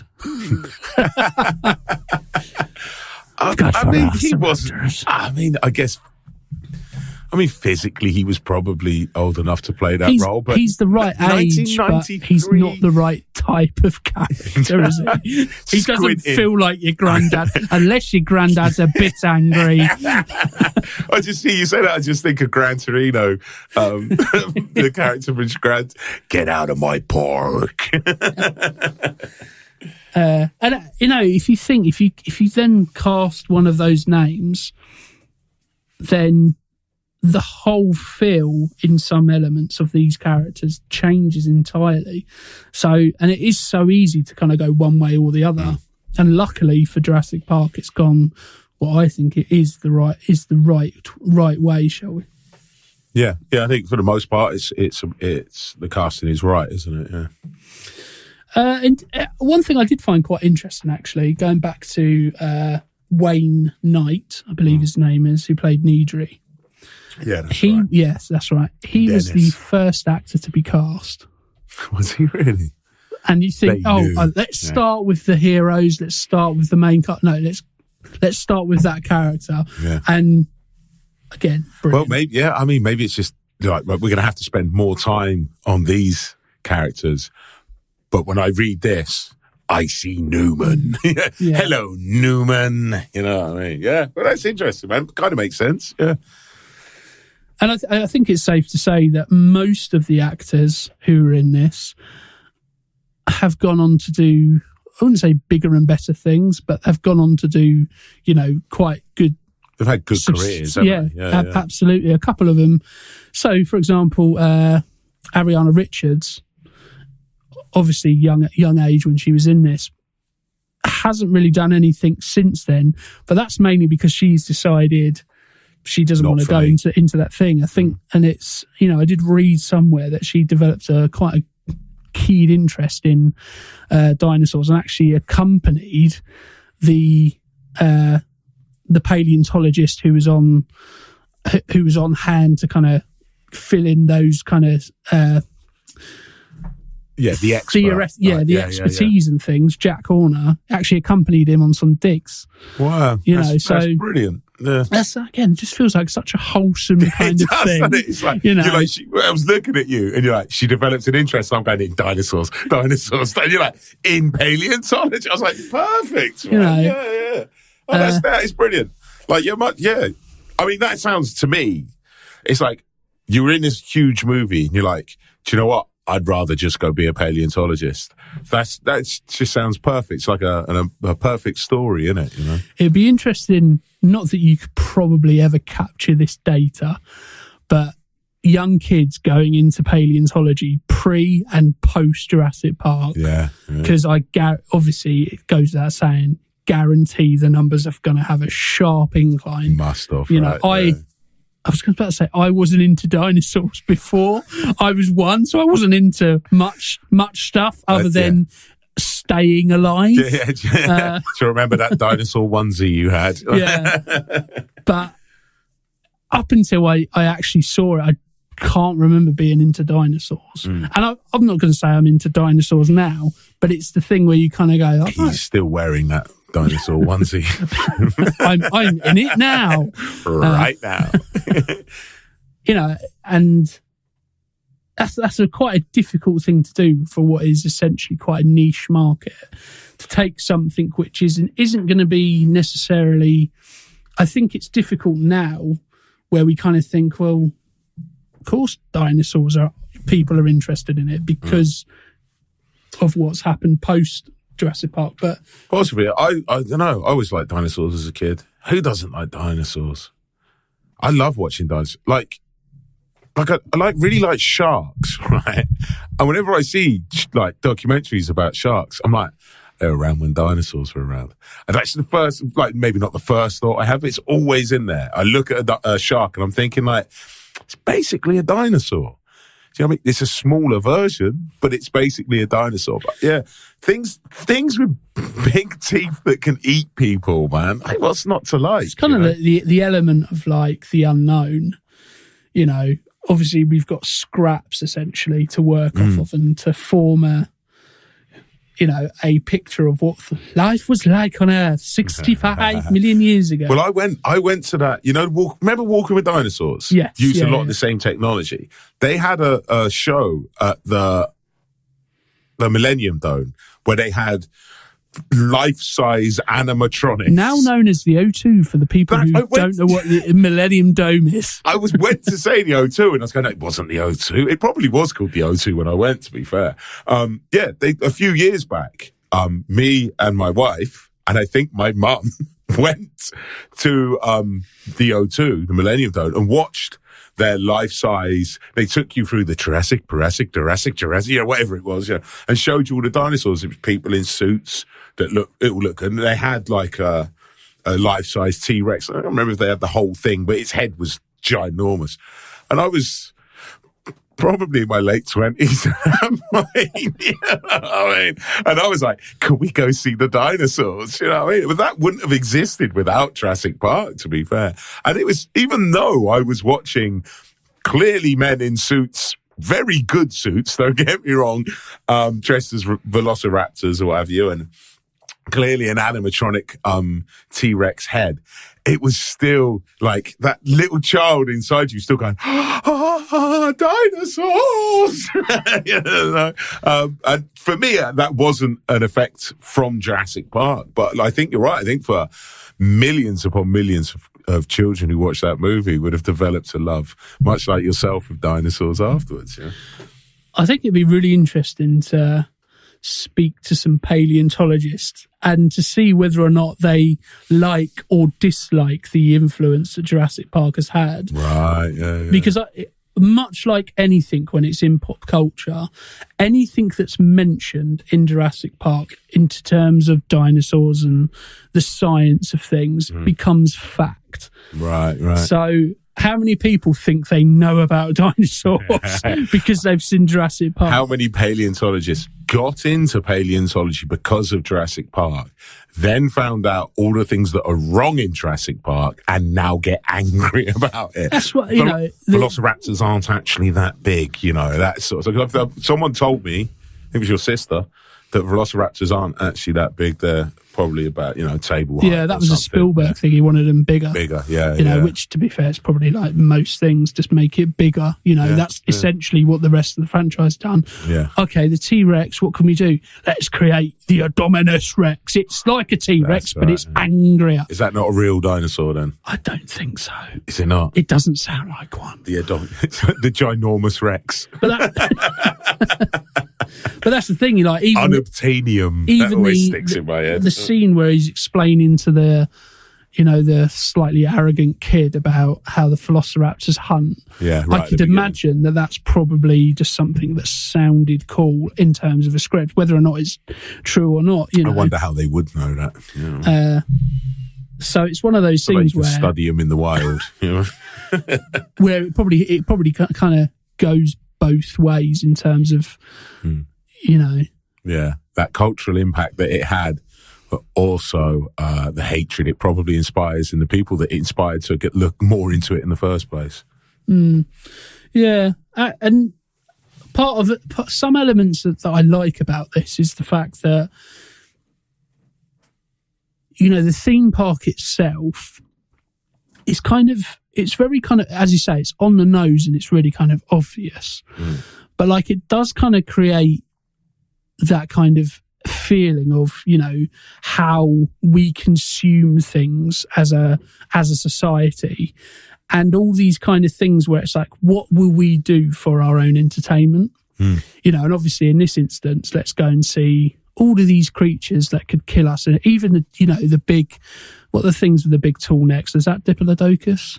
I think they say Diplodocus now. But yes, Diplodocus to me, man. But even those which are herbivores, Vegisaurus, I think they call them in the film. In all likelihood, they would kill you in an instant. Because I said that when I was watching the film. Because of the size of them, Yeah. I was like, they're like, oh, he's a Vegisaurus, he won't harm us. I was like, I don't think that's how it works. Yeah. Like elephants are vegetarians. They kill a lot of people, dude. Yeah. You know what I mean? And so, so it's kind of, it's a step into that kind of field of if, again, probably because it comes from Michael Crichton, who had that kind of similar idea of Westworld. And, he's even kind of said that his vision of Hammond is like a dark Walt Disney. Right. And that's not a leap to make. That's kind of really kind of quite easy to kind of do, where you kind of go, he kind of, he says, everybody in the world, and he should see this, needs to see this. I don't want it to be for the super rich or whatever. But it's almost a thing of no, and then the lawyer says, yeah, we'll have a coupon day. Yeah. And they both go, poor people. I mean, they added that line, but that's what they're doing, laughing at the peasants. Yeah. I just, I find that kind of subtext and that, those themes. Well, there's really talking interesting. Of the subtext and the themes in it. There's a moment in it that I'm sure it's on purpose. And it's a scene you've already mentioned where Hammond sat eating the ice cream as it goes off and surrounded by his tacky merchandise and the empire that he's built. And I'm like, that's Steven Spielberg. Spielberg's literally talking about himself in that scene. That scene is, look at all of this I've created. It has no substance. It has no value. It's all very pretty. It's all a flea show. It's all smoke and mirrors. It's tricks for entertainment. It has no depth. And you realize at the same time he's making this film, he's making Schindler's List. And Hammond, in that instant, is clearly represents a part of Steven Spielberg's soul that is like, I need more than stupid blockbusters. He's like, it's so on the nose. He's stuffing his face with the ice cream because it's going off and it's just indulgence. Look at this empire. Look at all of these things I have. They are worthless to me. And I'm like, I'd never noticed it before, And it's just that little bit put in the film, just there, that little bit of autobiography, a little bit of the director's own soul, his own self put into the movie right there. And then he went on for best part of 10 years to make heartfelt, deep movies, you know. I'd never really made that connection before. And now you've said it, it makes so much sense. Because as you say, he goes on to do things which have more heart to them. Yeah, I'm pretty sure Hammond literally says that this is all devoid of meaning at one point, which is such an odd phrase unless you view it in that context. And it's Spielberg saying it's like he's talking about there's no fleas. It's not, none of this is real. And I was like, and I'd never noticed it until I was watching it today with a critical eye. And I saw it and I couldn't unsee it. It was like that, the artist inside the blockbuster director saying, I need more, and went on to do more, you know. Not that there was anything wrong with what he'd done, but Jaws is one of my all-time favourite movies, you know. So do you think that will inhibit your viewing of this in later viewings? Do you think it will change the way you view the whole thing in general? How do you mean? Or do you think you'll see it with a much more cynical eye than perhaps you did previously? No, I don't think so. I think I think I'm capable of holding the two thoughts simultaneously in my head. That you sure? Yeah. Many would disagree, but no, I don't devalue action movies. Clearly, if anyone's listened to any other episodes of this, they'll know. I don't view horror as a lesser art form. I don't view action movies, when they're done well, as a lesser art form. I don't view blockbusters with their tacky merchandise as somehow lesser than a film that makes you sit there and question the nature of reality. It's all part of the same thing. And it's the great thing about all art forms is you can pick and choose the things that you like. Like, you don't have to hate on the things you don't like. You can just, that's not for me, that's for me, this is for me. So I can hold in my head that Steven Spielberg is capable of making these fantastically because I like entertainment as much as anyone, you know, and he's capable of making those fantastically entertaining, big roller coaster Jaws, Indiana Jones, Jurassic Parks, those kind of movies. And I can also understand that inside of him is a creative artist who wants to do a little bit more, and he wants to explore darker themes, more mature themes as he's getting older. And that's not to say that those movies before are somehow less. It's just a different form. It's like in country music and hip hop. You're allowed to like both. You know, they're not the same thing at all. You know, but they speak to different parts of the soul, don't they? Yeah, all art forms and all genres and all things have their place, don't they? It's they're not all valid. You know, I think that's probably one of the things that I like about this is that it has it, you know, this can be just the film, as I said earlier, that you can stick on a Sunday afternoon and just have it and just consume it and not think about it. Dinosaurs killing people, great. Let's watch some of that. But there is that, if you do like to look a little bit deeper, if you do like to think and you do like to, you know, have a bit more of a subtext or a theme, it's all there. Yeah, okay, it may not go too deep into it and it may be kind of shoved in your face, but it asks some real kind of deep questions. And actually, I was watching this the other day and I was thinking, there's a scene where they're all at the dinner table and they're talking about, you know, you could, but you never stop to say you should, and all these things. And, you know, and he says something, I think he says that, you know, well, dinosaurs, you know, had their time. What's the difference? And he says, well, the difference is that nature selected them and for extinction, you know, and said, your time is up, and moved on. Right. And the other one is to do with environmental issues that we've created. He's talking about some bird that's going extinct. And there's, there's an element of like, you know, not going too in depth into the global warming kind of thing. I'm not a denier. I do believe it's real. But there's an element of where you kind of, because of the questions it's asking, you go, where does nature stop and where does man intervene? Yeah, well, global warming is nature's way of redressing the balance. So if you believe in global warming, I do, don't worry. Yeah. I mean, I think the argument, I think now no one argues where it's real. People argue how it happened. A lot of people still argue if it's real. It's just whether or not people listen to them. Yeah.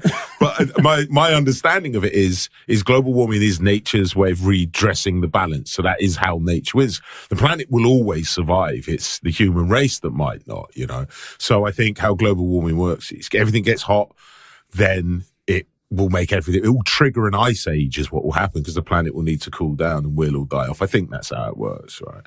But like we said, this film has those themes laced throughout it. Like I was saying earlier, you could attach, it's essentially man's domain over the earth and how we have this arrogance about the things we do, might is right kind of attitude that humankind have. And it is that, what is the consequences? You do without thinking, should I think was what you were saying, wasn't it? And you can insert that to global warping. Global warping. It's a new dance craze, kids. So you can insert global warming, treatment of animals. If you're a vegan activist, it's all there. The horrors they're feeding the bull to the velociraptors or the goat and so on. It literally, you can insert any metaphor you want in there, really, because humans have, as a species, generally the same MO about everything we do. Personally, I think that all films should ask a question in some form. It should cause, even if it's the most kind of popcorn cookie cutter, don't need to think about it in any way, you just watch it. I still think a film should ask you a question so that you can go away after watching a film and kind of in your head think about that question. And I think the part of the beauty with these kind of topics and a film like this is that the questions that you end up asking, do have kind of like real life parameters involved, where you do kind of then start asking questions about the environment, the planet, and things like that, where perhaps you didn't afterwards. And I'm not saying by any means that you watch Jurassic Park and therefore think, I'm going to save the planet, I'm going to put on my Save the Planet cape. But it certainly means that your eyes are opening to it, and that's part of the beauty. It's also not unbelievable that would happen to someone if after they watched it. Do you know what I mean? I think that's the beauty of filmmaking, is that it, whilst it can be seen, and like anything could be seen by some people as just being something you just consume, but actually it has the ability to kind of just get right to the heart of a soul of a person. And there may be people listening to this going, how are they talking about this? Jurassic Park, really? But that's kind of the point, in the sense of the way it made, the way this film made me feel when I first watched it. It made me feel terrified of velociraptors. That opening scene, it was like, it felt like I was watching like a horror movie I shouldn't have been watching. Yeah. Well, it has those Hitchcockian Spielberg techniques. It's just brilliant. Yeah. It's the bit when as he's going round, as he gets sucked into the I don't know what you call it, pen. I don't know, whatever and he goes round and then somehow goes the word pen doesn't feel quite justified for a velociraptor. But he goes round and then goes up. And then just hangs up there while they're obviously chewing his legs off or whatever it's doing. It's like just a nice little touch. Watching that as a kid was terrifying, and the scene I mentioned earlier with Nidri, terrifying. But then in the same breath, that first when they all see the dinosaurs for the first time, and you've got that music, obviously a brilliant John Williams score underneath, which I'm trying not to do. The moment you said it, it went off in my head, and I nearly started going la la la la. But it's so perfect. Yeah, and it's almost a point where there's no point. Ironically, we're doing a podcast on it, but it's almost like redundant talking about it, because I can never explain properly how something makes me feel. And in this case, I can't explain how I felt when I first looked at that VHS cover and thought, what's this? Yeah. Not really understanding the world, not really understanding things just in general, being probably 6 or 7 and just going, this, look, what is it? What is this? And then putting it on and then being like, you know, in the comfort of, you know, of my own home, being scared and frightened because of dinosaurs, you know? Yeah. And as I say, it's I mean, I think like the best, especially the best kids movies, the best movies you'll see as a kid will have an element of, there's always the stuff that you don't get that's in there for the parents. The best kids movies have something for the adults, little jokes here and there that you won't get until you're older, you know. And elements of those things that, so the parents aren't bored out of their mind when they're watching it, but all of that's going in to your mind, and then you have an attachment to this movie as a child, and as you get older you go, oh, there's broader themes in here, wow. And that in itself, that discovery that something that you watched as a kid, grew up, you still love it as an adult, but in your mind it's a child's movie, and then one day you'll revisit it and you'll go, oh, there's broader themes in it. He's talking about chaos theory. And like, he's dressed in black. And it's like, oh, right. You know, it's all this man's domain stuff and all of this other stuff. It's all layered in there. And good movies are like that. Like you said, they'll either ask you a question or they'll have a good subtext, or the very text itself is enough to make you think. But good films have layers, you know. It's packaged, especially a Spielberg movie, is packaged in this entertaining, colourful spectacle that's fun for all the family, and we can sell T-shirts and, you know, lunchboxes and whatever it is, you know. But it's layered, you know. And on the other side of that coin is how, if you don't connect with it at a young age, and then so let's take E.T. for example. I don't think I saw that until I was in my teens. So I don't have that kind of connection that I know. Like I think my sister has that kind of connection with it, and I know lots and lots of people do, but I don't, because I can't remember seeing it when I was a kid. So I'm going to venture and say I didn't see it as a kid. And so I watched it in my teens, and I enjoyed it, but I don't have that kind of thing of going, oh my, you know, it's E.T. like I do with Jurassic Park, where I don't have to think about it. I just go, it's Jurassic Park, stick it on. Yeah. E.T.'s an interesting one for me, because I remember when it came out, I was too young for it. My sister loved it. She's 6 years older than me. She loved it. I remember watching it. It wasn't I was too young to watch. It was too long. I was like, what's going on? Do you know? I couldn't maintain focus. I'm like ADHD, of course, but I couldn't maintain focus on it for that long. And so it's always had that. When I watch it, I think this film's a bit long. However, loved the character E.T. So that would have been the marketing. I had an E.T. lunch. I keep going about lunchboxes. I do, but I have to think of something else that they sell. But I had an E.T. lunchbox. I remember my cousin had an E.T. doll that the chest glue. Glue? Yeah, glowed. Glowed. Jesus. Glowed red when you pressed his hand in, and maybe his finger glowed as well, which in the 80s was the height of technology, and it was realistic looking at it. And there was like E.T. teddy bears and things all over the place, you know. But I've never been a huge fan of E.T. as a film.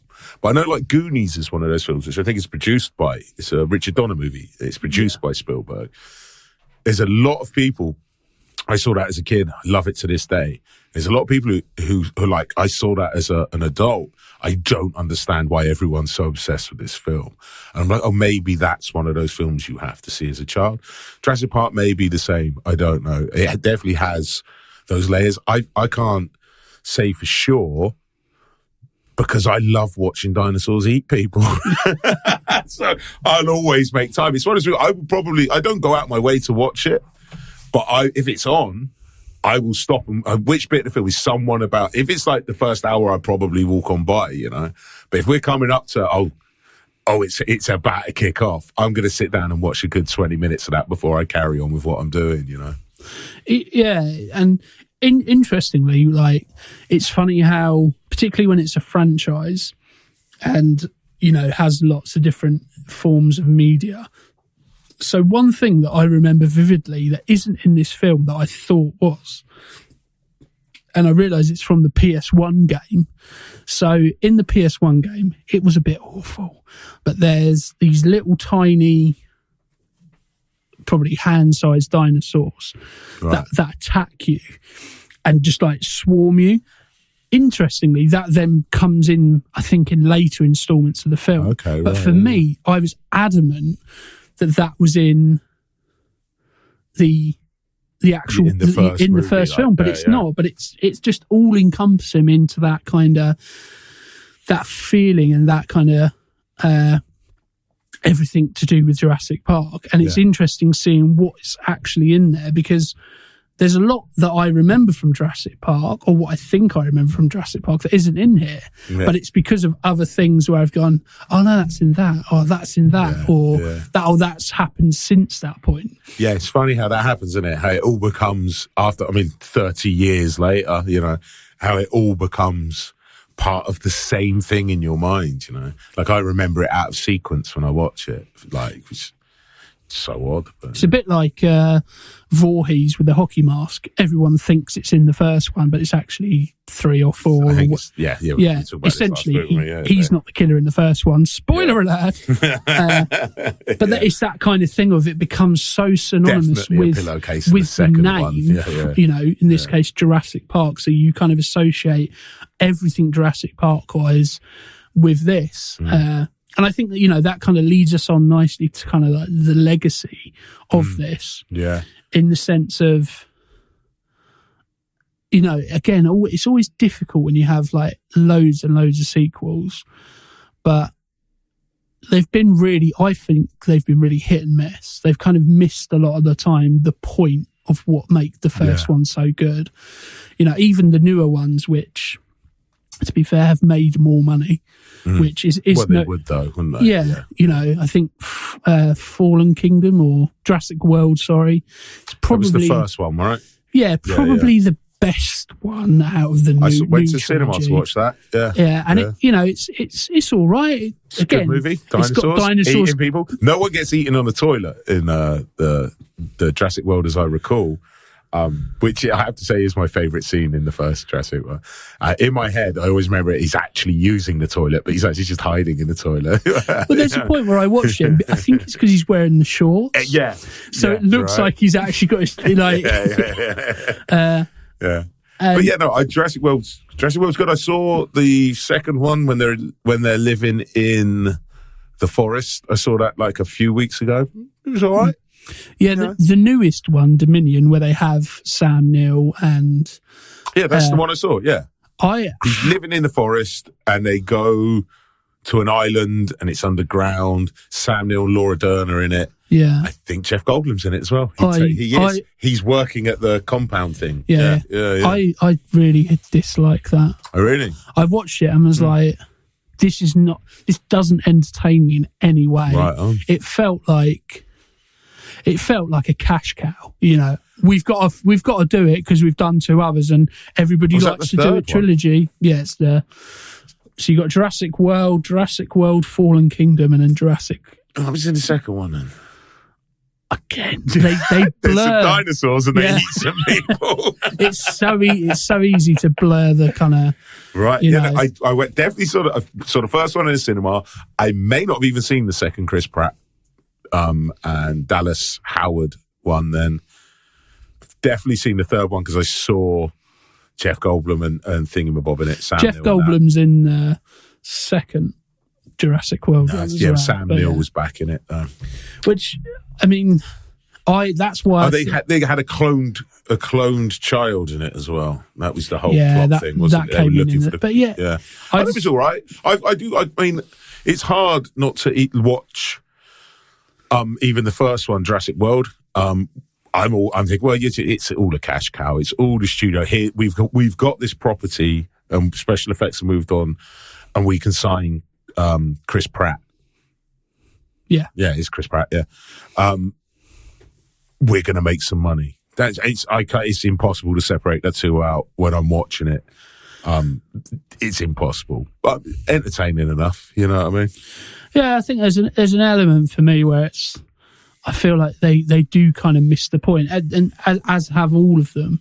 Like, I think the second one, Lost World, I genuinely can't remember anything about. So that's like dinosaurs in New York sort of thing. I think I don't know if I've watched the whole of it, but that is enough of a kind of enough of a statement to make you go, well, how good could it have been? Yeah, but I would want to see that. Like, I can understand where you go, right, we have this great technology. Here's realistic looking dinosaurs. What do you want to see next? I want to see it smashing up skyscrapers, King Kong style kind of thing. Like, that logic makes sense to me, because at that point you are going, here's some spectacle. Like, we've done what we can't keep repeating the themes, overly repeating the themes of should man do this, should man do that, without showing you here's the consequences. Here's the consequences we were hinting at in the first film, and it's gonna look great. I don't know if it does. I haven't seen it. Yeah, I mean, I've not seen it either, but that one is probably the one I would give the most time of day, in the sense of at least it's trying to do something different. So therefore it's not going to be immediately comparable to, whereas, 3, let's go back to the island. So you're just going to do the same thing again. And then the new trilogy, it's always the same when there's a new trilogy of something. The first film in that trilogy feels like fan service, where they're going, that thing you like, here we are, here it is, dangled on a bit of string. Remember that iconic line from that film? Here it is, subverted. And you're like, I don't need to see that. I don't. The first time you've ever seen that done in a movie, it works. You go, how did subverted the line? He normally says that, but someone said it to him. It's that kind of thing. The 100th time you've seen it, you're like, this. You're not even trying. It's like, it's that stuff like that really get someone else. It's like, take another swing at writing that scene again and take that out. There's an element of, they've clearly gone, well, they liked this, let's do more of that. How do you top a T-Rex? Well, let's make a new dinosaur that's bigger and angrier than a T-Rex. Then the next time, how do you top that? Let's do the same thing but make it angrier again. Well, so it's the Predator remake, the Shane Black Predator remake, falls into exactly the same problem. Which Predator, one is that? Is that Predators or Predator? Predator, the most recent one. So I had so much hope for that. The one that starts off really well and then falls apart about halfway through. You have the Predator. I think they do it in Predators as well, which is when they're on the alien moon with Adrian Brody as a mercenary, as you know, I can't believe. But do it in that where they have bigger predators. And I'm like, no, you can't take the ultimate killing machine and go, hey, he's not that ultimate. Here's the same thing but bigger. I find that morally offensive as a fan. Do you know what I mean? It's like, I feel like you're doing the character of the Predator a disservice. And it's the same thing with dinosaurs. Like you say, T-Rex, everybody knows he's the baddest. Well, he was. Now there's bigger T-Rex with more teeth. It's no, just find something, find a vehicle to make what the T-Rex does interesting, rather than just going, like you say, bigger, bigger, better. It's all about, you can only see the same situation presented to you so many times before you go, I'm not fussed. I know what's going to happen. At any point do they make the T-Rex the goodie? The T-Rex is the goodie now, because that's the other thing they do. One thing that we haven't quite mentioned, but I feel deserves a mention. So the ending of Jurassic Park was almost very different. So in the original script, the big skeleton of the T-Rex? Yeah. That was originally, the wires it's hooked up on was all kind of like puppeteered and Okay. So it could be controlled by the theme park to show you, why you'd want to do that when you've got the actual T-Rex. I don't know. Yeah. And so apparently the ending kind of sequence would see Sam Neill man the T-Rex in some capacity, and I don't know if it's fight the T-Rex. No, I think that's what it would be. Yeah. And it's like whoever had the final decision to go, we're not doing that, is a genius. Yeah. Because that's bad. That to me sounds like every film in the last 10, 15 years. Oh, let's just have somebody man a big thing. Yeah. You know, it's like, it's just, it sounds so bad. I was like, you started talking, I was like, where's he going with this? And then you're like, it could be controlled like a puppet. I was like, oh no. Which is kind of what elements I hate about the new trilogy, in the sense of he can kind of control the velociraptors. It's kind of like he's trained them with whistles and dog treats. Yeah. Like, first of all, how are you going to explain that? And it doesn't really explain it other than he's good at what he does. You know, it's like he's the best. Yeah, you know. And then there's there's an element, I think there's a point where he's riding one of the velociraptors in one of them. Yeah, it sounds like Oh no, he's on the motorbike and the velociraptors are either side of him, and it's like somebody that came about because somebody went, well, that'd be a cool thing to look at for 5 seconds. Let's create a whole sequence of events that can proceed to that money shot, which, whilst there, as you said earlier, there's lots of that in the first film. They were creating that in that first film, though. Here's the money shot. You're like, because you've never seen it before. It works because it's in the guise of a theme park. So a theme park would be thinking, here's the thing that's going to make you go, whoa, let's go back for round 2. So it as you say, it always kind of makes sense. Whereas in the new trilogy, it's like, nobody's thought this through, and so you get very quickly, you're in a rabbit hole and you're knee deep in it, and you go, well, we can't not do it now because we've written the whole script around this kind of sequence of events. Yeah, I mean that is the hallmark of the problem with CGI now, because they've gotten so good at it.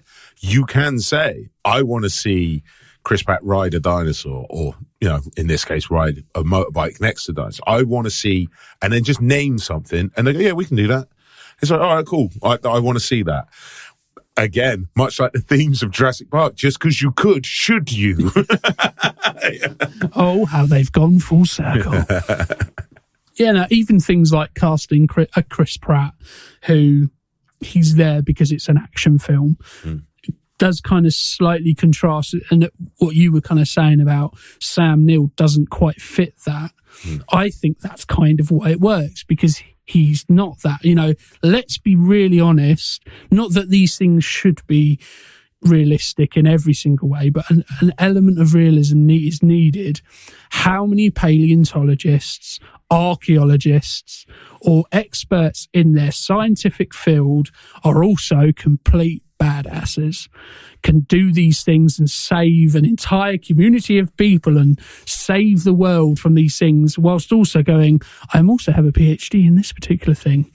It's, you know, there's an element of where it's I'm going to say all of them. I love you out there, fellow paleontologists. No, never mind. I was going to say something that's completely inappropriate. Yeah, I know what you're saying, but I'm pretty sure all paleontologists are badass and can kick ass non-stop. Like and subscribe. Well, I'm gonna disagree, but still like and subscribe. I still love you. I just don't think you can captivate me the way Harrison Ford did. I don't think you could win in an arm wrestle with a dinosaur. But that's kind of the thing, though, where it gets to a point where I don't, you know, I'm kind of, like what we were saying, I'm now going, oh, it's Chris Pratt. As opposed to, it's that character. I can't even name his character.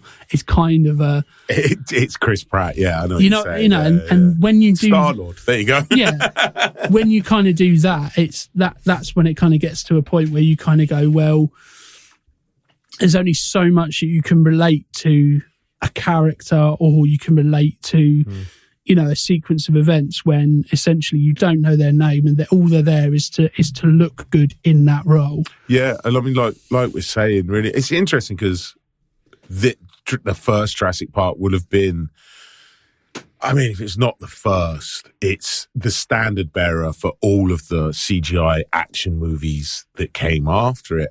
And the fact that nearly all of those movies that exist now rely overly on just how good the action sequences will look, rather than plot, character development. It's like you don't need it. Here's some cookie cutter plot. Here's some cookie cutter character. Here's Star-Lord on a motorbike training dinosaurs. Doesn't it look good? That's all you need, and that's almost every film that comes out now. I did see, I mentioned it earlier, I should probably just say, I saw a documentary and it was about special effects, and it was about how the special effects in Jurassic Park came about, and they were going down the animatronics route and the models and miniatures and all of that sort of stuff.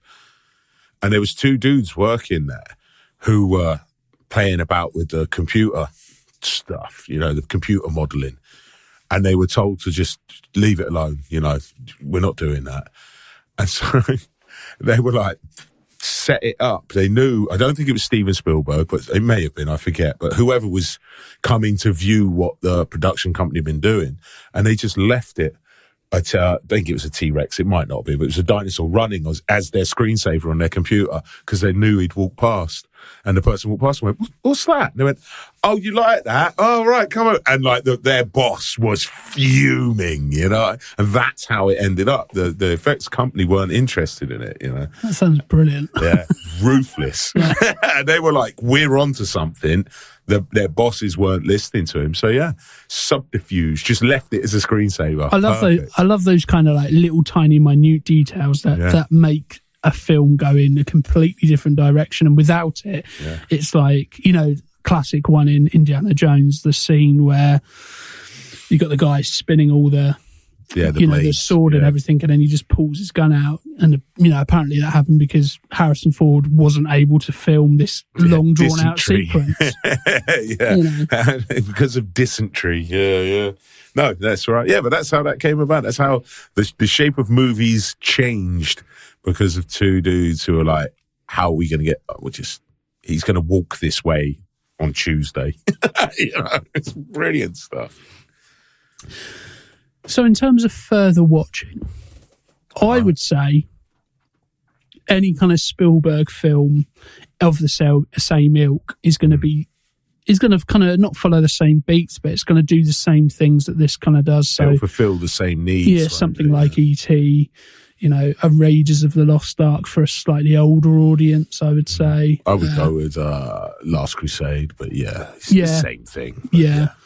I think as well, if you like the kind of themes, it kind of sticks out. Obviously, we've mentioned Westworld, so you've got the 72 film, but you've also got Yul Brynner. You've also got the new TV series as well. I say Jonathan Nolan, isn't it? He wrote that. Yes, that tackles a lot of the same kind of themes. Yeah, that it has here. Yeah, I think you're right. It's almost any of the blockbuster Spielberg movies will fulfill the function. Even Jaws. It's a very different movie. I just love Jaws. But yeah, any of that ilk of his, and then the later films. So War of the Worlds, you'll get a very similar feeling watching War of the Worlds. Westworld's a good call. Anything with dinosaurs. I guess you could watch the new Jurassic World, the Chris Pratt Jurassic World type movies. They're going to work as well.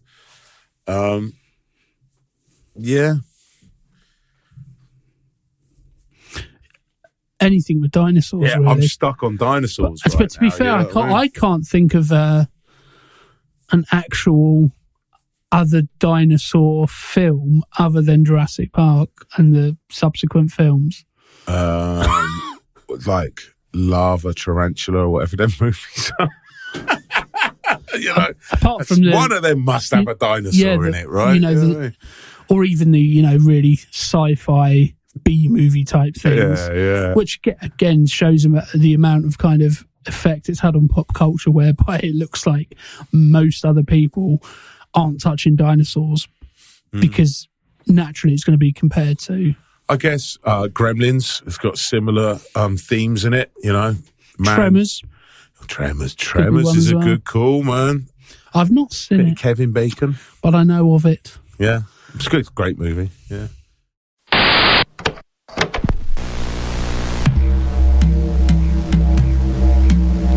Life lessons for me, Matthew McConaughey. Come with me if you want to live. Life lesson number 8. May the force be with you.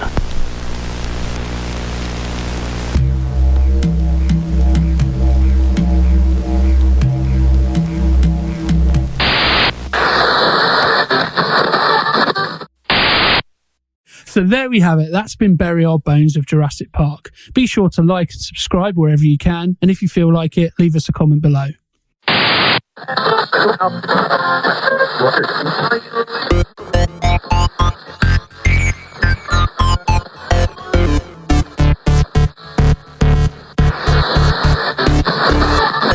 And it will be a one-button job.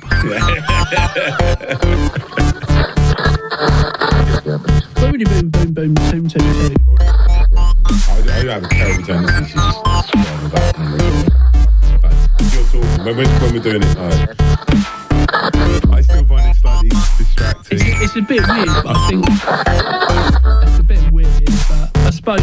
maybe if you listen to it back, see if it sounds... I was like, I'm going to have to stop it. You listen to it back, It's good job I observed that well, wasn't it?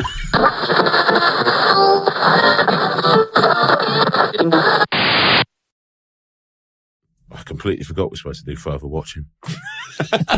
You're like, further watching? I was like, dinosaur movies. Can't think of any. I always forget about that bit and then go, are you... to be fair, the reason I asked is because... You have already... the other Jurassic Park movies? I think with Jurassic Park, as we were just kind of saying, it is really difficult because there's no other dinosaur movies. It's not really, is there? All right. Hang on. Further watching Goodfellas. That's a good point. I'll borrow that pen in a second.